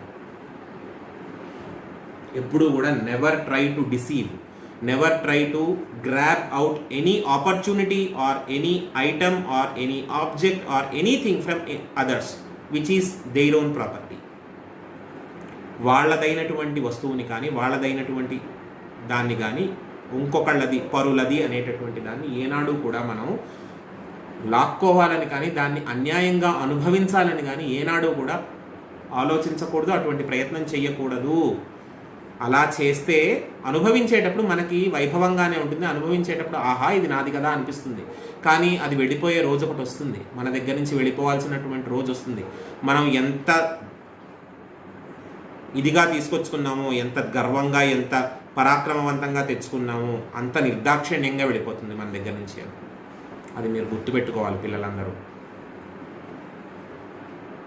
డెఫినెట్గా అది మీరు గుర్తుపెట్టుకోవాలి. బలిచక్రవర్తి చేసింది అదే. బలిచక్రవర్తికి సంబంధించనిది, బలిచక్రవర్తికి ఏమాత్రము కానిది అయినటువంటి దేవతల యొక్క వైభవం అంతా తను అనుభవించాడు. దేవతల స్వర్గాన్ని ఆక్రమించుకున్నాడు. అలాగే అన్నిటికీ మించి ప్రకృతిని తారుమారు చేసేలాగా హవిర్భాగాలు, యజ్ఞ హవిర్భాగాలు ఆయా దేవతలకు అందకుండా చేశాడు. ఇప్పుడు దేవతల వైభవం పక్కన పెట్టేయండి, అమరావతి పక్కన పెట్టేయండి, అమరావతిలో ఉండేటటువంటి వస్తువులన్నీ పక్కన పెట్టేయండి, స్వర్గాధిపత్యం పక్కన పెట్టండి, అవన్నీ కాదు. ముందు ప్రకృతి మామూలుగా తన ప్రవర్తన ప్రకృతి ధర్మపరంగా ప్రకృతి పరంగా ఈ నేచర్ అనేది ఎటువంటి రకంగా ఉండాలో సజావుగా సాగాలి అంటే ఆ నేచర్లో ఎవరికి ఎంతవరకు, ఎవరి భాగం, ఎవరి డీవియేషన్ ఎంతవరకు వెళ్ళాలో, ఎవరి పార్ట్ ఎంతవరకు వెళ్ళాలో వాళ్ళకి వెళ్ళాలి. ఇప్పుడు వరుణుడికి అంటే వర్షానికి సంబంధించిన దేవతకి ఎంత చెందాలో ఆయనకు చెందాలి యజ్ఞంలోంచి. అలాగే వాయువు గాలికి సంబంధించినది ఆయనకి ఎంత చెందాలో ఆ భాగం ఆయనకి చెందాలి. అగ్నికి చెందాల్సింది ఆయనకి చెందాలి, సూర్యుడికి చెందాల్సింది ఆయనకి చెందాలి. అలా ఎవరి హవిర్భాగం వాళ్ళకి అందాలి. ఆయన అది అందనివ్వలేదు. నువ్వు లాక్కుంది పోగా వాళ్ళకి వెళ్ళాల్సింది కూడా వాళ్ళకి దక్కనివ్వకపోతే ఇవాళ రోజున జరుగుతున్నది అదే. రాజకీయాల్లో కానివ్వండి, ఇతర రంగాల్లో కానివ్వండి, ఎక్కడైనా సరే సొసైటీలో జరుగుతున్నది అదే. మనది కానిది మనం అనుభవించాలని చెప్పి చాలా ప్రయత్నిస్తాము. ఇంకొకరికి వెళ్ళాల్సినది కూడా మనం దక్కించుకోవాలని, లాక్కోవాలని కూడా చాలా ప్రయత్నం చేస్తాం. దానివల్ల ఇన్స్టంటేనియస్గా అప్పుడు బాగుండొచ్చు, కానీ తరువాత ఇబ్బందులు వస్తాయి. తరువాత మన ఎంటిటీ పోతుంది. ఇప్పుడు బలిచక్రవర్తి ఎంటిటీ భూమి మీద ఏమీ లేదుగా, భూమి మీద బలిచక్రవర్తిని తలుచుకునేవాళ్ళు లేడుగా. మన ఎంటిటీ పోతుంది, మన ఎగ్జిస్టెన్స్కి చాలా పెద్ద ప్రమాదం వచ్చేస్తుంది. అది నేర్చుకోవాలి మనందరం కూడా. సో ఇలా వామనావతార ఘట్టాన్ని మనం ఇక్కడితో ముగించుకుని వచ్చే వారం కొత్త అంశంతో ముందుకొద్దాం. ఇప్పుడు ప్రస్తుతానికి మనం స్వస్తి చెప్పుకుందాం. స్వస్తి ప్రజాభ్యాం పరిపాలయంతాం న్యాయేన మార్గేణ మహీం మహీసాం గోబ్రాహ్మణేభ్యః శుభమస్తు నిత్యం లోకాః సమస్తాః సుఖినో భవంతు కాలే వర్షతు పర్జన్యః పృథివీ సస్యశాలినీ దేశోయం క్షోభరహితో బ్రాహ్మణాః సంతు నిర్భయాః అపుత్రా పుత్రిణః సంతు పౌత్రిణః అనాథ సదనాః సంతు జీవంతు సరదాం సతం లోకాః సమస్తాః సుఖినో భవంతు. స్వస్తి. శ్రీరామ జయం.